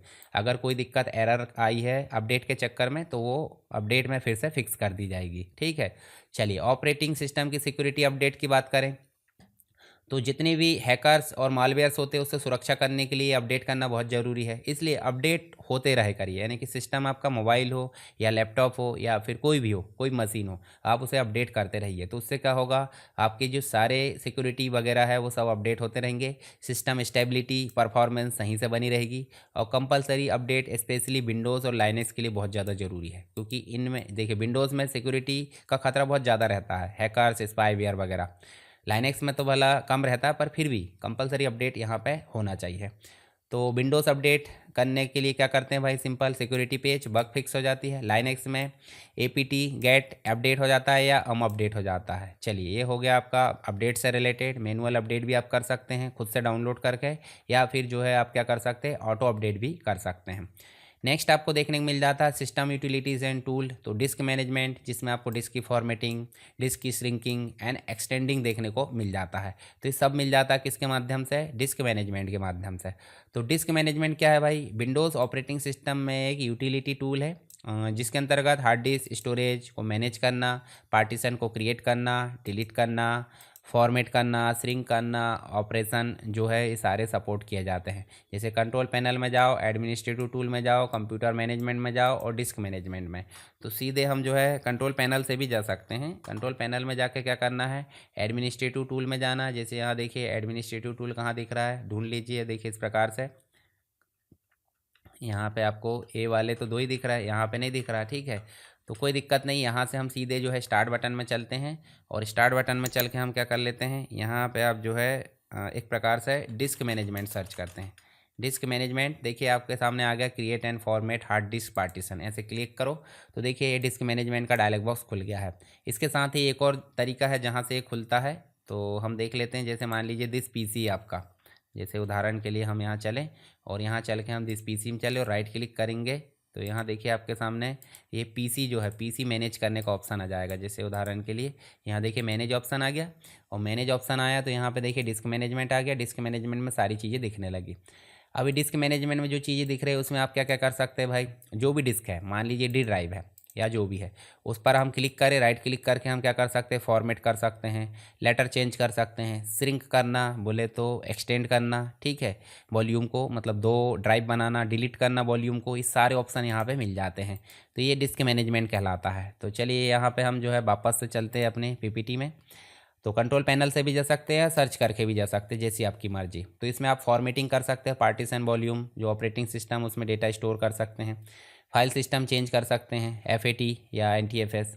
उसके बाद सभी डेटा को डिलीट या बैकअप जरूरी है इसके लिए। क्विक फॉर्मेट भी कर सकते हैं, फुल फॉर्मेट भी कर सकते हैं, बैट सेक्टर उसके लिए। तो ये सब जो है डिस्क मैनेजमेंट के अंतर्गत ही आपको देखने को मिल जाते हैं। श्रिंकिंग का मतलब पार्टीशन की साइज़ को कम करना, मतलब एक अलग से पार्टीशन बनाना, ये सारी चीज़ें श्रिंकिंग के अंतर्गत देखने को मिल जाती है। एक्सटेंडेड मतलब पार्टीशन की साइज़ को बढ़ाना, और केवल एडजेसेंट अनलोकेटेड जितनी भी मतलब जो मेमोरी होती है उसी को बस बढ़ा सकते हैं, जो पहले से मेमोरी उसको नहीं बढ़ा सकते हैं। ठीक है, इसके लिए फॉर्मेट करना होगा। तो ये चीज़ मिल जाती है आपको कहाँ पे, डिस्क मैनेजमेंट के अंतर्गत। चलिए आगे देखें तो अब मिल जाता है टास्क मैनेजर। तो टास्क मैनेजर क्या करता है भाई, आपके सिस्टम में जो भी वर्तमान में काम हो रहा है उस सब को दिखाने का काम करता है टास्क मैनेजर। तो हम सीधे टास्क बार पर राइट क्लिक करें या कंट्रोल शिफ्ट एस्केप बटन दबाएं तो भी आपके सामने क्या जाएगा, टास्क मैनेजर। तो कौन कौन सी चीज़ होती है, वर्तमान में जो भी एप्लीकेशन चल रहा है, जो भी बैकग्राउंड में सर्विसेज चल रही है उसको दिखाने का काम कौन करता है, टास्क मैनेजर। अगर किसी सर्विस को ऐसे क्लिक करके हटाना है तो राइट क्लिक करो, एंड टास्क कर दो। रिसोर्सेज देख सकते हैं, देखिए डीबग, गो टू, बहुत सारी डिटेल यहाँ मिल जाती है। कोई प्रोग्राम बंद नहीं हो रहा है तो भी हम इस प्रकार बंद कर सकते हैं, एंड टास्क, देखिए एनवीडिया बंद कर दिए। इसके अलावा और क्या बंद करना है हमको, उसके बाद हमको माइक्रोसॉफ्ट का ये वाला बंद करना है डिस्क। ठीक है, और क्या बंद करना है हमको, कंट्रोल पैनल। तो यहाँ देखिए आपके पास में कंट्रोल पैनल भी दिखता होगा, कंट्रोल पैनल दिख रहा है क्या, नहीं दिख रहा है। तो यहाँ पे हम जो है इनको बंद कर सकते हैं। जैसे ये देखिए यहाँ से हम जो इसको रिस्टार्ट करो, अच्छा विंडोज़ एक्सप्लोरर आपका एंड टास्क नहीं होता, रीस्टार्ट हो जाता है। तो यहाँ पे हम जो है इसको बंद कर सकते हैं, जैसे एंड टास्क करें तो यहाँ से देखिए एक एक्सप्लोरर बंद हो गया। तो कुछ इस प्रकार से भी बंद हो जाते, कुछ यहाँ से भी। अब इसका सेकंड पार्ट दिख रहा है, जितना भी आपका सीपीयू में परफॉर्मेंस है वो सारी चीज़ें, जैसे सीपीयू कौन सा है आपका, यहाँ पे आप देखोगे मेमोरी कितनी है, secondary logical drive, extended drive, networking है, नेटवर्किंग दिख रहा है यहाँ पे। उसके बाद आपका ग्राफिक्स कार्ड दिख रहा है, देखिए जैसे graphics card Nvidia GeForce RTX 3060 लगा हुआ है 12 GB वाला। ठीक है, काफ़ी ज़्यादा एडवांस है इसमें मेरे सिस्टम में, तो ये आप देख सकते हैं। फिर उसके बाद आप देखोगे जितने भी प्रोग्राम आपके काम करे हैं पहले वो दिख रहा है। साथ ही आप देखोगे यहाँ पे तो आपको जो है स्टार्टअप वाले प्रोग्राम मिल जा रहा है, ऑटो स्टार्ट, मतलब जितने भी कंप्यूटर शुरू होते बराबर शुरू होने कंप्यूटर, यूज़र मैनेजमेंट मिल जाता है। इसके अलावा कुछ और चीज़ें मिल जाती है, ठीक है, डिटेल वगैरह। तो ये सब मिल जाता है टास्क मैनेजर से। तो टास्क मैनेजर के बारे में आप देख लेना। विंडोज़ ऑपरेटिंग सिस्टम का बिल्ट इन यूटिलिटी टूल है। System performance, running application, CPU, RAM, disk, इनका यूजेस देख सकते हैं। स्टार्टअप ऐप है, प्रोसेस एंड करना, इसकी शॉर्टकट है कंट्रोल शिफ्ट एस्केप। और टास्क मैनेजर जो है आप मतलब सीधे अगर देखें तो कंट्रोल अल्टर डिलीट से भी आप जो है, जैसे कंट्रोल अल्टर डिलीट दबाए तो देखिए यहाँ से भी टास्क मैनेजर आ जा रहा है। तो इस प्रकार से भी आप ला सकते हैं। टास्क मैनेजर मुख्य फंक्शन आप देखो मॉनिटरिंग करना, दूसरा क्या है, स्टार्टअप प्रोग्राम को मैनेज करना, फिर उसके बाद प्रोसेस को एंड करना, और टास्क मैनेजर से संबंधित कुछ ओवरव्यू आप देख लेना, जो मैंने ऑलरेडी बता चुका हूँ वही आपको यहाँ चीज़ें मिल जाएगी। चलिए अब बात कर लेते हैं कंट्रोल पैनल की। तो कंट्रोल पैनल मतलब हो जाता है एक प्रकार से सिस्टम का सर्वर एरिया, बोले जहाँ से सारी सेटिंग मेंटेन की जा सकती है। कौन कौन सी, मान लो यहाँ पे हम जो फोल्डर है, अकाउंट्स है, यूज़र अकाउंट, जो आपके ड्राइवर्स वगैरह है, साउंड है, मॉनिटर है, कीबोर्ड, माउस है, नेटवर्किंग है, और जो आपकी लैंग्वेजेस है, डिवाइस एंड प्रिंटर है, सारी चीज़ों को कंट्रोल किया जा सकता है कंट्रोल पैनल से। कैसे स्टार्ट करेंगे, स्टार्ट बटन में जाएंगे कंट्रोल पैनल, या स्टार्ट मेनू में सेटिंग से जाओगे तो आपको वर्तमान में कंट्रोल पैनल नहीं दिखता, आपको क्या दिखती है, इस प्रकार से सेटिंग दिखती है। तो ये कंट्रोल पैनल का एडवांस वर्जन है जिसमें हम सारी चीज़ें यहीं से मेंटेन कर सकते हैं। जैसे सिस्टम की सेटिंग, साउंड है, प्रोफाइल है, देखिए इस प्रकार से पावर ऑन है, ब्लूटूथ डिवाइस की सेटिंग है, नेटवर्किंग की सेटिंग यहाँ से मेंटेन कर सकते हैं, पर्सनलाइज, डेस्कटॉप कस्टमाइजेशन के ऑप्शन है। उसके बाद ऐप में जाओगे तो ऐप से related install and install option यहाँ मिल जाता है। यूज़र अकाउंट मेंटेन कर सकते हैं यहाँ से जाकर। उसके बाद डेट एंड टाइम की सेटिंग है, गेमिंग, एक्सेसिबिलिटी ऑप्शन है, privacy and security, Windows security मिल जाती है, real time protection, Windows update अभी मैंने बताया था। तो ये सब जो है एडवांस वर्जन है, पर इनमें से ज़्यादा काम हम जो है पहले क्या करते थे, कंट्रोल पैनल से ही करते थे। ये आप देख सकते हैं यहीं पे आपको सारी चीज़ें मिल जाएगी, पर इसी को जो है अधिग्रहित कर लिया गया है सेटिंग के माध्यम से। जो आपका विंडोज़ के अंतर्गत सेटिंग आ रही है विंडोज़ 10 और 11 में, वो आपको देखने को मिल जाती है कंट्रोल पैनल का अपग्रेडेड वर्जन। तो यहाँ पे एडमिनिस्ट्रेटिव टास्क बोले तो फुल कंट्रोल, सॉफ्टवेयर इंस्टॉल, ये सारी चीज़ों के लिए। स्टैंडर्ड यूज़र की बात करें यूज़र अकाउंट में तो देखिए limited access, can not change system setting, guest, temporary access के लिए। तो यूज़र अकाउंट भी हम बना सकते हैं। मान लीजिए हम कंट्रोल पैनल में चलते हैं या फिर यहीं पे चलते हैं और यूज़र अकाउंट हम क्रिएट कर लेते हैं। जैसे मान लीजिए हम जो है यूज़र, ठीक है, यूज़र अकाउंट में देखिए यहाँ पे जाओगे तो ये तो हो गया ग्रुप वाला। यहाँ सीधे चलते हैं सेटिंग में, ये सेटिंग कंट्रोल के साथ देखिए यहाँ पे विंडोज़ के साथ आई प्रेस करें तो भी सेटिंग खुल जाती है, याद रखना। यहीं पे गए हम कहाँ पे, यूज़र में, कहाँ दिख रहा है, यूज़र अकाउंट ये दिख रहा है, और यहीं पे गए अदर यूज़र में। अदर यूज़र में जाओगे तो ऐड यूज़र मिल जाएगा। ऐड यूज़र में जाके हम एक यूज़र बना सकते हैं या एक से अधिक। अब यहाँ ऑनलाइन वाला बनाना है, ऑफलाइन, ऑफलाइन बनाना तो आई डोंट हैव कर दो। फिर इसमें भी आपको माइक्रोसॉफ्ट अकाउंट नहीं है, तो माइक्रोसॉफ्ट अकाउंट नहीं है तो यहाँ पे कर लो ऐड विदाउट माइक्रोसॉफ्ट, और यहाँ आपको नाम लिखना सिंपल, नेक्स्ट करना, आपका यूज़र जुड़ जाएगा। डिलीट करना, डिलीट भी कर सकते हैं, ये सारे काम हो जाते हैं। ठीक है, तो यूज़र अकाउंट के अंतर्गत चीज़ें मिल जाती है। उसके बाद आप देखोगे तो यूज़र अकाउंट इस प्रकार से क्रिएट कर सकते हैं, आप देख सकते हैं पासवर्ड वगैरह सारी चीज़ें हम यहाँ पे, या फिर हम कंट्रोल पैनल में चलते हैं। देखिए कंट्रोल पैनल में गए, यहाँ पे भी यूज़र अकाउंट मिल रहा है। तो वर्तमान में जो यूज़र है उसके देखिए मैनेज अदर अकाउंट या चेंज टाइप है, देखिए अकाउंट सेटिंग कंट्रोल, सारी चीज़ें हम यहाँ से मैनेज कर सकते हैं। तो ये कहलाता है आपका क्या, यूज़र अकाउंट मेंटेन करना। फिर सिस्टम कॉन्फ़िगरेशन मतलब ms.config, जैसे आप रन मेनू में जाओ और ms कॉन्फ़िग इस प्रकार से आप टाइप करोगे तो देखिए कॉन्फ़िगरेशन यहाँ आ जाएगा कि भाई जनरल, देखिए यहाँ पे आप स्टार्टअप सिलेक्शन देख सकते हैं। बूट, जैसे ये मैं दिखा देता हूँ बूट कैसे करना आपको, बूट आप सेफ मोड में करना चाहते हैं या कितने टाइम आउट रहना चाहिए, सारी चीज़ें आप देख रहे हैं। सर्विस आप देख सकते हैं, स्टार्टअप ऐप देख सकते हैं, टूल, इसके माध्यम से भी आप चीज़ें देख सकते हैं। ठीक है, तो ये मिल जाता है आपको सिस्टम की कॉन्फ़िगरेशन से रिलेटेड चीज़ें। चलिए अब बात कर लेते हैं सिस्टम रीस्टोर की। सिस्टम रीस्टोर क्या होता है, जब भी अचानक कोई आपके सिस्टम में बग वगैरह आ जाती है अचानक, या कोई भी सॉफ्टवेयर करप्ट हो जाता है, कुछ भी चीज़ें हो जाती है, तो सिस्टम रीस्टोर आपका उस समय बहुत ही हेल्प करता है। कैसे, जब आप सिस्टम रीस्टोर बना लेते, मतलब सिस्टम रीस्टोर क्रिएट कर लेते हो, क्रिएट पॉइंट बना लेते हैं इस प्रकार से, जैसे मान लीजिए यहाँ देखिए 18 फरवरी का बना हुआ है, मान लीजिए आज की डेट में या आगे चल के 10 दिन बाद कोई प्रॉब्लम आ जाती है, तो मैं सिस्टम रिस्टोर के अंतर्गत यहाँ से जाकर क्लिक करके इसको जो है रिस्टोर कर सकता हूँ। तो उससे क्या होगा, जो आज जो प्रॉब्लम आई है वो 2 दिन पहले जो आपका बैकअप बना था वो आपका यहाँ पर रिस्टोर पॉइंट आ जाएगा। ठीक है, तो उससे क्या, जो आपका करप्ट चीज़ें हैं या जो भी आपके बैड सेक्टर दुनिया भर की चीज़ें जो भी प्रॉब्लम आई वो दूर हो जाएगी। किसके माध्यम से, सिस्टम रिस्टोर के माध्यम से। तो ये जो कहलाता है काफ़ी इंपॉर्टेंट है। इसका मतलब है विंडोज़ ऑपरेटिंग सिस्टम का एक यूटिलिटी है और सिस्टम सेटिंग और फाइल को प्रीवियस वर्किंग स्टेट में वापस ला लेती है। रिस्टोर करना मतलब पुरानी सेटिंग वापस लाना। यह डेटा बैकअप टूल नहीं है, केवल सिस्टम कॉन्फ़िगरेशन है। जितनी भी सिस्टम में, जैसे मान लीजिए अभी सिस्टम आपका सही से वर्क नहीं कर रहा है, तो 2 दिन पहले का आप सिस्टम जो है रिस्टोर कर सकते हैं। ठीक है, कंप्यूटर में प्रॉब्लम होती है तो ट्रबल शूटिंग के लिए इसका उपयोग किया जाता है। सिस्टम रिस्टोर मुख्य रूप से सिस्टम की सेटिंग और प्रोग्राम को रिस्टोर करता है। ठीक है, पर्सनल फाइल सेफ रहती है, कोई दिक्कत नहीं आती।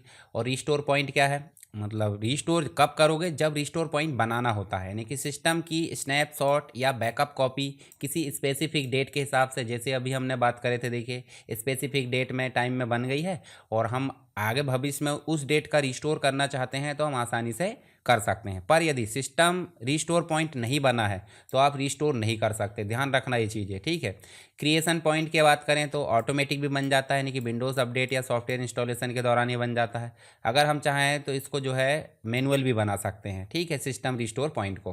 तो रिस्टोर पॉइंट क्रिएट करने के लिए कंट्रोल पैनल में जाना है, security and system security, system में जाना है, लेफ्ट मेनू हम सीधे क्रिएट कर लेते हैं। जैसे हम जाते हैं यहाँ पर सिस्टम रीस्टोर में, स्टार्ट बटन में गए और यहाँ पे जाके हम सिस्टम रीस्टोर करते हैं तो देखिए यहाँ पे क्रिएट रीस्टोर पॉइंट यहाँ पे आ गया है, ये देख सकते हैं। सिस्टम प्रॉपर्टी और यहाँ सिस्टम प्रोटेक्शन में जाना है, यहाँ रिस्टोर पॉइंट आ गया और रिस्टोर पॉइंट में जाओगे तो देखिए सिस्टम रिस्टोर नेक्स्ट, और इस प्रकार से आप बना सकते हैं। ठीक है, मतलब यहाँ पे जो है ये सिस्टम रिस्टोर, और अगर क्रिएट करना है तो क्रिएट भी कर सकते हैं, सिस्टम रिस्टोर पॉइंट क्रिएट भी कर सकते हैं और रिस्टोर करना तो वो भी हम कर सकते हैं। ठीक है, तो ये स्टेप भी आप ध्यान रख लेना। सी ड्राइव में जाना, कॉन्फ़िगरेशन में जाना है, टर्न ऑन सिस्टम प्रोटेक्शन में जाना है और आपको जो है क्रिएट पर क्लिक करोगे तो सिस्टम रिस्टोर पॉइंट आपका बन जाएगा। और इस सिस्टम रिस्टोर पॉइंट पहले से इनेबल होना चाहिए। रिस्टोर पॉइंट नेम आप डेट और रीज़न के हिसाब से डाल सकते हो। साथ ही restore system from restore point बोले तो कंट्रोल पैनल, उसका सिस्टम प्रोटेक्शन, और यहाँ पे आप जाओगे सिस्टम रिस्टोर में तो इस प्रकार से भी आप कर सकते हैं। उसके बाद है नेक्स्ट डिज़ास्टर रिकवरी, मतलब सिस्टम क्रैश या फेलवर से सिस्टम रिकवर करना चाहिए, ये कहलाता है डिज़ास्टर रिकवरी। यानी टूल मुख्य रूप से देखें तो सिस्टम रिस्टोर है। बैकअप एंड रिकवरी, बैकअप मतलब आपके डेटा को किसी अदर ड्राइव में बैकअप लेना, रिकवरी का मतलब उस ड्राइव से वापस लाकर अपने सिस्टम में कॉपी करना या फिर कोई बूटेबल मीडिया बनाना, ये सब इसके अंदर टूल में शामिल हो जाते हैं डिज़ास्टर रिकवरी में।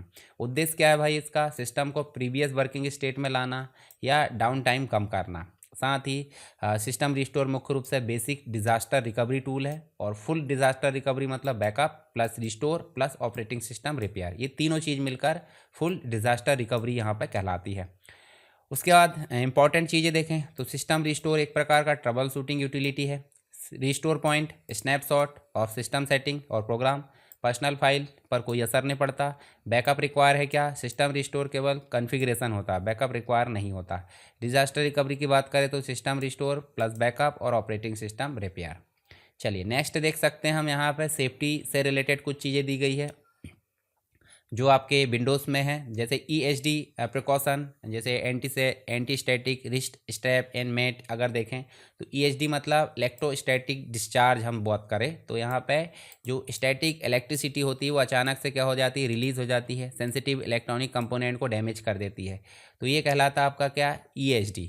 ठीक, इसके अलावा यह हार्डवेयर इंस्टॉलेशन मेंटेनेंस के दौरान सबसे अधिक रिस्क पैदा करता है, जैसे रैम है, CPU है, मदरबोर्ड है, हार्ड डिस्क है, इन सब को जो है काफ़ी ज़्यादा प्रभावित करता है। अचानक से बिजली आपकी जो है झटके देती है वो वाला। तो ह्यूमन बॉडी में स्टैटिक चार्ज यानी कंपोनेंट डिस्ट्रॉय कर सकता है। जो स्टैटिक इलेक्ट्रिसिटी डैमेज है वो देखने को मिल जाती है।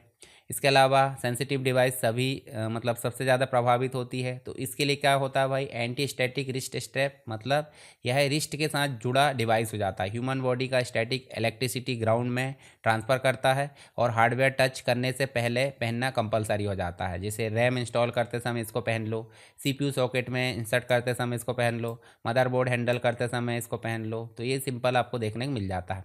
एंटी स्टैटिक मैट मतलब वर्क बेंच या टेबल पर लगाई जाने वाली मैट बोलते हैं। जब भी कंप्यूटर कंपोनेंट को हम छूते हैं तो रिटर्न मारता है, तो यहाँ पे ये जो है एक प्रकार की मैट यहाँ पे वर्क करती है। चलिए इसके लिए तो बेसिक चीज़ सेफ्टी प्रिकॉशन है। हम यहाँ पे मदरबोर्ड के बारे में बात कर लेते हैं। तो मदरबोर्ड एक प्रकार से क्या है भाई, हार्डवेयर हैंडलिंग यहाँ पे मुख्य रूप से ध्यान देना होता है।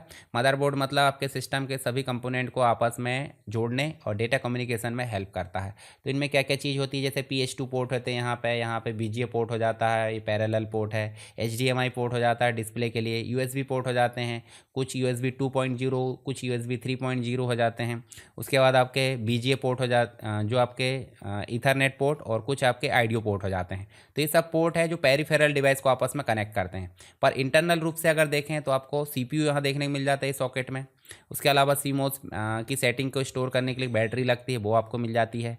उसके बाद आप देखोगे तो आपको रैम मिल जाती है 2 स्लॉट। रैम को अगर अच्छे से मैनेज करना तो देखिए क्लिप को आसानी धीरे से पीछे खिसकाओ और रैम को देखिए एक तरफ छोटा हिस्सा और एक तरफ बड़ा हिस्सा। तो ये सब चीज़ें हमको ध्यान में रखना होता है। CPU को लगाने के लिए देखिए इसका लॉक है, ये लॉक को हिसाब से निकालो और CPU के जो पॉइंट है उनको देखो और आसानी से इंस्टॉल करो। उसके बाद आप देखोगे तो आपको जो है ये वाला जो पार्ट मिल रहा है, ऐसे के पार्ट आपको PCIe स्लॉट मिल जाते हैं जो कि ग्राफिक्स कार्ड या फिर जो आपकी SSD है या रैम मतलब जो आपके आइडियो कार्ड है, ईथरनेट कार्ड है, उनको अटैच करने के लिए उपयोग किया जाता है। हीट सिंक यहाँ पे देख सकते हैं, यहाँ पे पूरे जो मदरबोर्ड उसकी हीट को सिंक करेगा। पावर कॉर्ड देख सकते हैं यहाँ पे, कुछ साटा पोर्ट देख सकते हैं जो कि हार्ड ड्राइव या SSD या सॉलिड स्टेट ड्राइव या राइटर को उपयोग किए जाते हैं। तो ये चीज़ आप देख सकते हैं मदरबोर्ड के अंतर्गत। ठीक है, इसके अंतर्गत रोम भी रहती है जो बायोस को इंस्टॉल करती है। तो ये सब मिलकर एक प्रकार से क्या करते हैं, डेटा कम्युनिकेशन करते हैं। तो यहाँ पे safe installation of RAM and CPU बोले तो रैम को आसानी से अच्छे से इंस्टॉल करना है यहाँ पे सावधानी से, और CPU भी, नहीं तो एक ठो पिन अगर गड़बड़ हुई तो CPU आपका डैमेज हो जाएगा या मदरबोर्ड को भी डैमेज कर देगा। तो हार्डवेयर हैंडलिंग क्या होती है भाई, कंप्यूटर के इंटरनल कंपोनेंट को इंस्टॉल करना, रिमूव करना, सेफ्टी मेंटेन करना, ये सब चीज़ें सेफ्टी रूल्स फॉलो करना जरूरी है ताकि कंपोनेंट डैमेज ना हो। मुख्य hardware RAM, CPU, motherboard, hard disk, ये चीज़ें हो जाती है। उसके बाद रैम इंस्टॉलेशन, पावर ऑफ करे, अनप्लग करे CPU को, एंटी स्टैटिक रिस्ट पहने और रैम स्लॉट आइडेंटिटी करे और मदरबोर्ड मैनुअल देखे और रैम को आसानी से यहाँ पर इंस्टॉल करना है। ठीक है, चलिए उसके बाद लॉक करना जो क्लिप होती है आपकी वो देखना जरूरी है। CPU के लिए भी पावर ऑफ, ये सारे प्रोसेस है, ये मुख्य रूप से ध्यान रखना है। उसके बाद आपको CPU का सॉकेट चेक करना और उसके बाद इंस्टॉल करना है। हार्डवेयर हैंडलिंग सेफ्टी के रूल्स क्या है, ऑलवेज पावर ऑफ रखें जब आप CPU को मतलब जो कैबिनेट उसको ओपन कर रहा है। अनप्लग करना बहुत ज़रूरी, नहीं तो रिटर्न आ जाता है। और बाकी चीज़ें भी आपको ध्यान देना होता है, ये आपकी सेफ्टी के लिए यहाँ पे कुछ रूल्स है। हालांकि एग्जाम में इनमें से कुछ आ सकते हैं जो आपको ध्यान में रखना, जो मैंने मदरबोर्ड समझा है वो आपको बहुत ज़रूरी है। तो डेटा सेफ्टी बोले तो कंपलसरी डेटा बैकअप लेना, protocols before operating system changes. तो जब भी आप नया ऑपरेटिंग सिस्टम डालो, अपग्रेड करो, तो डेटा बैकअप बहुत ज़रूरी है, नहीं तो आपका जो कंप्यूटर का डेटा है वो डिलीट होने के चांसेस है। तो ये ध्यान आपको रखना है। अब बैकअप आपके अलग अलग प्रकार के होते हैं, ये क्वेश्चन आते हैं। फुल बैकअप होता है, सभी फाइल्स और फोल्डर का बैकअप लेना, और इनिशियल बैकअप आप बोल सकते हो ऑपरेटिंग सिस्टम चेंज के समय।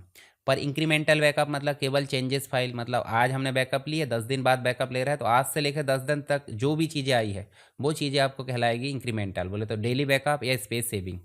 और डिफरेंशियल बैकअप बोले तो लास्ट फुल बैकअप के बाद चेंज फाइल, यहाँ पे देख सकते हैं medium frequency backup. Cloud backup देखें तो ऑनलाइन बैकअप एनीवेयर एक्सेस, बोले तो गूगल ड्राइव है या वन ड्राइव उसमें। उसके बाद एक्सटर्नल बैकअप, मतलब यहाँ पे यूएसबी, HDD, SSD के अंतर्गत सेफ्टी के लिए उपयोग कर लेना, तो ये कहलाता है डेटा का बैकअप। यानी डेटा बैकअप के लिए आप देखोगे मुख्य रूप से डॉक्यूमेंट है, पिक्चर्स है, म्यूज़िक है, वीडियो, प्रोजेक्ट, ये सारी चीज़ें। जो बैकअप मीडियम है एक्सटर्नल हो सकता है, USB हो सकता है, क्लाउड हो सकता है। कॉपी बैकअप मतलब मैनुअल और बैकअप सॉफ्टवेयर है। इसके अलावा वेरीफाई, डेटा सही से कॉपी हुआ है नहीं हुआ, कभी कभी अधूरा कॉपी हो जाता है। और उसके बाद आपको इंस्टॉलेशन को अपग्रेड कर लेना है, ठीक है। ये चीज़ें आप देख सकते हैं यहाँ पर। उसके बाद नेक्स्ट आपको देखने को मिलेगा विंडोज़ की कुछ शॉर्टकट की, जो आपके लिए काफ़ी इंपॉर्टेंट है। ये चीज़ें बहुत ज़रूरी है और आपके एग्ज़ाम में भी काफ़ी हेल्प करेगी। तो यहाँ सबसे मुख्य रूप से ज़रूरी हो जाता है जनरल विंडोज़ की शॉर्टकट। जैसे विंडोज़ के साथ डी हम प्रेस करते हैं तो डेस्कटॉप शो और हाइड हो जाता है, मतलब डेस्कटॉप शो भी हो जाता है, फिर से विंडोज़ डी प्रेस करें तो फिर से हाइड हो जाता है। विंडोज़ के साथ ई प्रेस करें तो फाइल एक्सप्लोरर या विंडोज़ एक्सप्लोरर ओपन हो जाती है। विंडोज़ के साथ एल प्रेस करें तो पीसी लॉक हो जाता है, फिर से लॉगिन करना होता है। विंडोज़ के साथ आर प्रेस करें तो रन डायलॉग बॉक्स आ जाएगा। विंडोज़ के साथ आई प्रेस करें तो जो सेटिंग ऑप्शन है वो ओपन हो जाएगा। विंडोज़ के साथ एस प्रेस करें तो सर्च ऑप्शन आ जाता है। और विंडोज़ के साथ एक्स प्रेस करें तो पावर यूज़र मीनू खुल जाता है। जैसे विंडोज़ के साथ अगर एक्स प्रेस करें तो देखिए पावर मीनू ऑप्शन खुल जाता है। उसके बाद आप देखोगे विंडोज़ के साथ टैब प्रेस करें तो टास्क व्यू ओपन हो जाता है। विंडोज़ के साथ एम प्रेस करें तो ऑल विंडोज़ जो है मिनिमाइज़ हो जाती है। विंडोज़ के साथ एम प्रेस करें तो जितनी भी विंडोज़ है सब मिनिमाइज़ हो जाएगी। और फिर उसके बाद देखिए शिफ्ट के साथ, मतलब Windows plus shift plus M press करें तो फिर से जो विंडोज़ है वो सभी रीस्टोर हो जाएगी, ठीक है। अब बात कर लेते हैं टास्क मैनेजर से रिलेटेड। कंट्रोल शिफ्ट एस्केप दबाए थे हमने तो क्या खुला था, टास्क मैनेजर। और कंट्रोल अल्टर डिलीट भी दबाते हैं तो सिक्योरिटी ऑप्शन स्क्रीन पे आ जाते हैं, ठीक है, जो आपके टास्क मैनेजर को ओपन करने में हेल्प करते हैं। रीस्टार्ट के लिए भी यही शॉर्टकट होती है, जिसमें रीस्टार्ट ऑप्शन आ जाता है। Alt F4 मतलब करंट जो विंडो दिख रही है उसको बंद करना। F2 रीनेम करना सेलेक्टेड फाइल को या आइटम को। F5 रिफ्रेश करना। F11 आपका फुल स्क्रीन मोड ओपन कर लेता है। इसके बाद नेक्स्ट अगर करें फाइल और फोल्डर की तो control C, control V, control X, control Z, ये सब तो कॉमन है। Control C copy, control V paste, फिर कंट्रोल एक्स कट, फिर control V paste. Control Z मतलब अंडू, कंट्रोल वाई मतलब रीडू। उसके बाद कंट्रोल ए मतलब हो जाता है सेलेक्ट फाइल। उसके बाद आप देखोगे डिलीट मतलब डिलीट सेलेक्टेड फाइल। शिफ्ट के साथ डिलीट मतलब बिना रिसाइकल बिन में गए, बोले तो परमानेंट डिलीट करना। उसके बाद आल्ट प्लस एंटर का मतलब क्या हो जाता है, प्रॉपर्टीज़ ओपन कर लेना किसी भी सेलेक्टेड आइटम की। फिर विंडो से रिलेटेड कुछ शॉर्टकट है, विंडो मैनेजमेंट। आल्ट टैब दबाए तो जितने भी विंडोज़ है, जितने अभी ओपन है वर्तमान में, वो स्विच हो सकते हैं सभी ऐप आपस में, ठीक है। जैसे मान लीजिए विंडो के साथ टैब दबाए, देखिए इस प्रकार से हम जो है ये देखिए मतलब विंडो के साथ आप जो है आल्ट के साथ टैब दबाना, आल्ट के साथ टैब दबाए देखिए इस प्रकार से स्विच कर सकते हैं। उसके बाद विंडो के साथ टैब दबाए देखिए ये फिर भी खुल जा रहा है, फिर से देखिए दबाए तो वही वापस आ गए। तो विंडो के साथ लेफ्ट एरो की दबाए तो देखिए ये जो विंडो के साथ लेफ्ट एरो की दबाएंगे तो ये विंडोज़ मैनेज हो जाएगी। जैसे मान लीजिए विंडो के साथ लेफ्ट एरो की दबाए देखिए लेफ्ट, इधर टॉप बॉटम इस प्रकार कर सकते हैं हम, ठीक है। तो ये कहलाती है क्या, मतलब एक प्रकार से विंडो के साथ left right up down arrow सभी। विंडो और कंट्रोल और डी दबाए तो न्यू वर्चुअल डेस्कटॉप खुल जाता है, ठीक है। जैसे न्यू वर्चुअल डेस्कटॉप, जैसे आप यहाँ जाओगे तो देखिए यहाँ न्यू वर्चुअल डेस्कटॉप देखने को मिल जाता है। तो इसकी शॉर्टकट की क्या है, इसकी शॉर्टकट की है Windows plus control plus D. उसके बाद Windows plus control plus F4 करोगे तो आपको क्लोज करंट वर्चुअल डेस्कटॉप मिल जाएगा, ठीक। नेक्स्ट अगर देखें तो आपको देखने को मिल जाता है स्क्रीन शॉट एंड यूटिलिटी। तो विंडोज़ के साथ आप प्रिंट स्क्रीन दबाओ तो भी फुल स्क्रीन आ जाएगा। आल्ट के साथ प्रिंट स्क्रीन दबाओ तो एक्टिव विंडो स्क्रीनशॉट आ जाएगी। या फिर विंडोज़ के साथ शिफ्ट प्लस एस दबाओगे तो स्नीपिंग टूल ओपन हो जाता है, जिसमें आप मैनुअली ले सकते हैं। विंडोज़ के साथ पुश ब्रेक करो तो सिस्टम की प्रॉपर्टीज़ दिखाई देती है। चलिए अब एक बार जो है हम फुल रिवीजन कर लेते हैं जो हमारा विंडोज़ पढ़े हैं उसका, ताकि आपको एक ओवरव्यू मिल जाए सारी चीज़ें। तो यहाँ देखिए हम जो है सबसे पहले बात कर रहे हैं बेसिक रूप से फंडामेंटल्स की। तो कंप्यूटर एक इलेक्ट्रॉनिक डिवाइस है जो इनपुट लेती है और प्रोसेस करती है और आउटपुट देवी, यानी कि आईपीओ साइकिल यहाँ चलता है, इनपुट प्रोसेस और आउटपुट। हार्डवेयर क्या है भाई, फिजिकल पार्ट जो कंप्यूटर को चलाने में कंप्यूटर के लिए सहायक होते हैं, CPU, RAM, hard disk. Software क्या है, जो हार्डवेयर और यूज़र के मध्य यहाँ पे क्या कर लेते हैं, कम्युनिकेशन करते हैं, और हार्डवेयर को कंट्रोल करने वाले सॉफ्टवेयर को सॉफ्टवेयर बोल देते हैं, सिस्टम सॉफ्टवेयर। जैसे ऑपरेटिंग सिस्टम पहला, फिर बाद में वर्किंग के हिसाब से एमएस ऑफिस। फिर इनपुट डिवाइस की बात करें, डेटा एंटर करने के लिए यहाँ कीबोर्ड माउस की ज़रूरत पड़ती है। आउटपुट डिवाइस, रिजल्ट दिखाने के लिए ज़रूरत पड़ती है मॉनिटर, प्रिंटर। स्टोरेज डिवाइस की बात करें, डेटा स्टोर करने के लिए इनका ज़रूरत पड़ जाती है, जैसे हार्ड डिस्क या एसएसडी। कुछ टाइप्स देख लेते हैं, जैसे माइक्रो दिखाया था मैंने, single user, PC, laptop, mini computer, medium level, small business के लिए। मेन फ्रेम, लार्ज ऑर्गेनाइजेशन के लिए इसका उपयोग किया जाता है, जैसे बैंक वगैरह। सुपर कंप्यूटर, हाईएस्ट स्पीड वाले कंप्यूटर, वेदर फोरकास्टिंग के लिए। उसके बाद है मेमोरी, बोले तो रैम टेम्परेरी मेमोरी थी, वॉलेटाइल। रोम आपकी परमानेंट मेमोरी थी, नॉन वॉलेटाइल, दोनों ही प्राइमरी मेमोरी है। हार्ड डिस्क मैग्नेटिक स्टोरेज है, लार्ज कैपेसिटी की। एसएसडी आपकी फ्लैश स्टोरेज है, solid state drive, fast speed के लिए। प्राइमरी मेमोरी के अंतर्गत डायरेक्ट सीपीयू एक्सेस कर सकता है, ठीक है। रैम रोम, और secondary memory permanent storage backup के लिए, हार्ड डिस्क और एसएसडी। बूटिंग से रिलेटेड चीज़ें देखें तो बायोस, बोले तो बेसिक इनपुट आउटपुट सिस्टम, जो पहले चलता था और अभी चल रहा है यूईएफआई, ठीक है। और यहाँ पे आप देखोगे तो आपको देखने मिलेगा हार्डवेयर चेकिंग के लिए। पोस्ट मतलब power on self test, boot से पहले हार्डवेयर टेस्ट हो जाता है। बूटिंग, ऑपरेटिंग सिस्टम लोड करना सेकेंडरी मेमोरी से प्राइमरी में। कोल्ड और वार्म दो प्रकार की बूटिंग हो जाती है। कोल्ड बूटिंग, पावर ऑन करना मतलब शुरुआत से बंद करके चालू करना, फुल हार्डवेयर चेकिंग हो जाती है, फर्स्ट टाइम स्टार्ट हो जाता है। वार्म बूटिंग मतलब रिस्टार हो जाता है, कंट्रोल अल्टर और डिलीट। ऑपरेटिंग सिस्टम बोले तो ओएस मतलब हार्डवेयर और सॉफ्टवेयर को मैनेज करने वाला system software, Windows, Linux. GUI graphical user interface, mouse based. CLI command line interface, text based. Open source मतलब फ्री सोर्स कोड उपलब्ध रहता है और फ्री में रहते हैं, लाइनेक्स। प्रॉपराइटी मतलब पेड ऑपरेटिंग सिस्टम जिसका सोर्स कोड पेड रहता, मतलब ओपन नहीं रहता, ये विंडोज़ कहलाता है, मतलब विंडोज़ आपका उस कैटेगरी में आ जाता है। फाइल सिस्टम में एनटीएफएस, न्यू फाइल टेक्नोलॉजी मतलब new technology file system, large file और सिक्योरिटी के लिए। उसके बाद FAT32, ये ओल्ड फाइल सिस्टम था, 4 GB तक की लिमिट। XT आपका लाइनेक्स के लिए, और XFAT आपका हो जाता है क्रॉस प्लेटफॉर्म के लिए। उसके बाद पार्टीशनिंग देखें तो प्राइमरी पार्टीशन बूटेबल हो जाता है, ऑपरेटिंग सिस्टम इंस्टॉल। एक्सटेंडेड में लॉजिकल पार्टीशन कंटेनर, ये एक अलाउ होता है। उसके बाद लॉजिकल पार्टीशन, डेटा पार्टीशन हो जाते हैं जो एक्सटेंडेड के अंदर हो जाते हैं।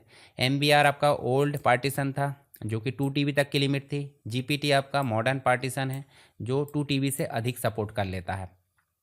ऑपरेटिंग सिस्टम इंस्टॉलेशन हमने देखे हैं, जिसमें क्लीन इंस्टॉल मतलब फ्रेश इंस्टॉलेशन, डेटा रिमूव हो जाता है। अपग्रेड का मतलब हो जाता है एग्जिस्टिंग ऑपरेटिंग सिस्टम अपडेट करना जिसमें डेटा सेफ रहता है। डुअल बूट मतलब एक ही सिस्टम में, एक ही मशीन में मल्टीपल ऑपरेटिंग सिस्टम इंस्टॉल करना। बूट लोडर देखने को मिल जाता है। ड्राइवर की बात करें तो हार्डवेयर कंट्रोल सॉफ्टवेयर हो जाता है, यानी कि किसी भी हार्डवेयर को CPU या ऑपरेटिंग सिस्टम को बताना कि ये हार्डवेयर कैसे काम करेगा। ये डिवाइस मैनेजर से हमने अपडेट करना देखे थे। कुछ सिस्टम यूटिलिटीज़ देखे, जैसे टास्क मैनेजर, परफॉर्मेंस मॉनिटर करना, एंड टास्क यहाँ पे देखने को मिल जाता है। डिस्क मैनेजमेंट बोले तो पार्टीशन मैनेज टूल है, फॉर्मेट श्रिंक वगैरह। MS कॉन्फ़िग बोले तो स्टार्टअप एंड बूट टूल, एक प्रकार से सेफ मोड में इस प्रकार देखने को मिल जाता है। कंट्रोल पैनल की बात करें तो आपको सिस्टम जो टूल है वो देखने को मिल जाते हैं, यूज़र अकाउंट वगैरह, system restore, previous state store करना, रिस्टोर करना। उसके बाद है सेफ्टी, EHD हमने देखे, static electricity damage, hardware risk के लिए। रिस्ट स्ट्रैप, ग्राउंडिंग टूल, इस प्रकार थर्मल जो है एक प्रकार से पेस्ट, बोले तो हीट ट्रांसफ़र जो मटेरियल उसके लिए, CPU कूलिंग के लिए। डेटा बैकअप, डेटा सेफ्टी, इस प्रकार से हमको देखने को मिल जाता है।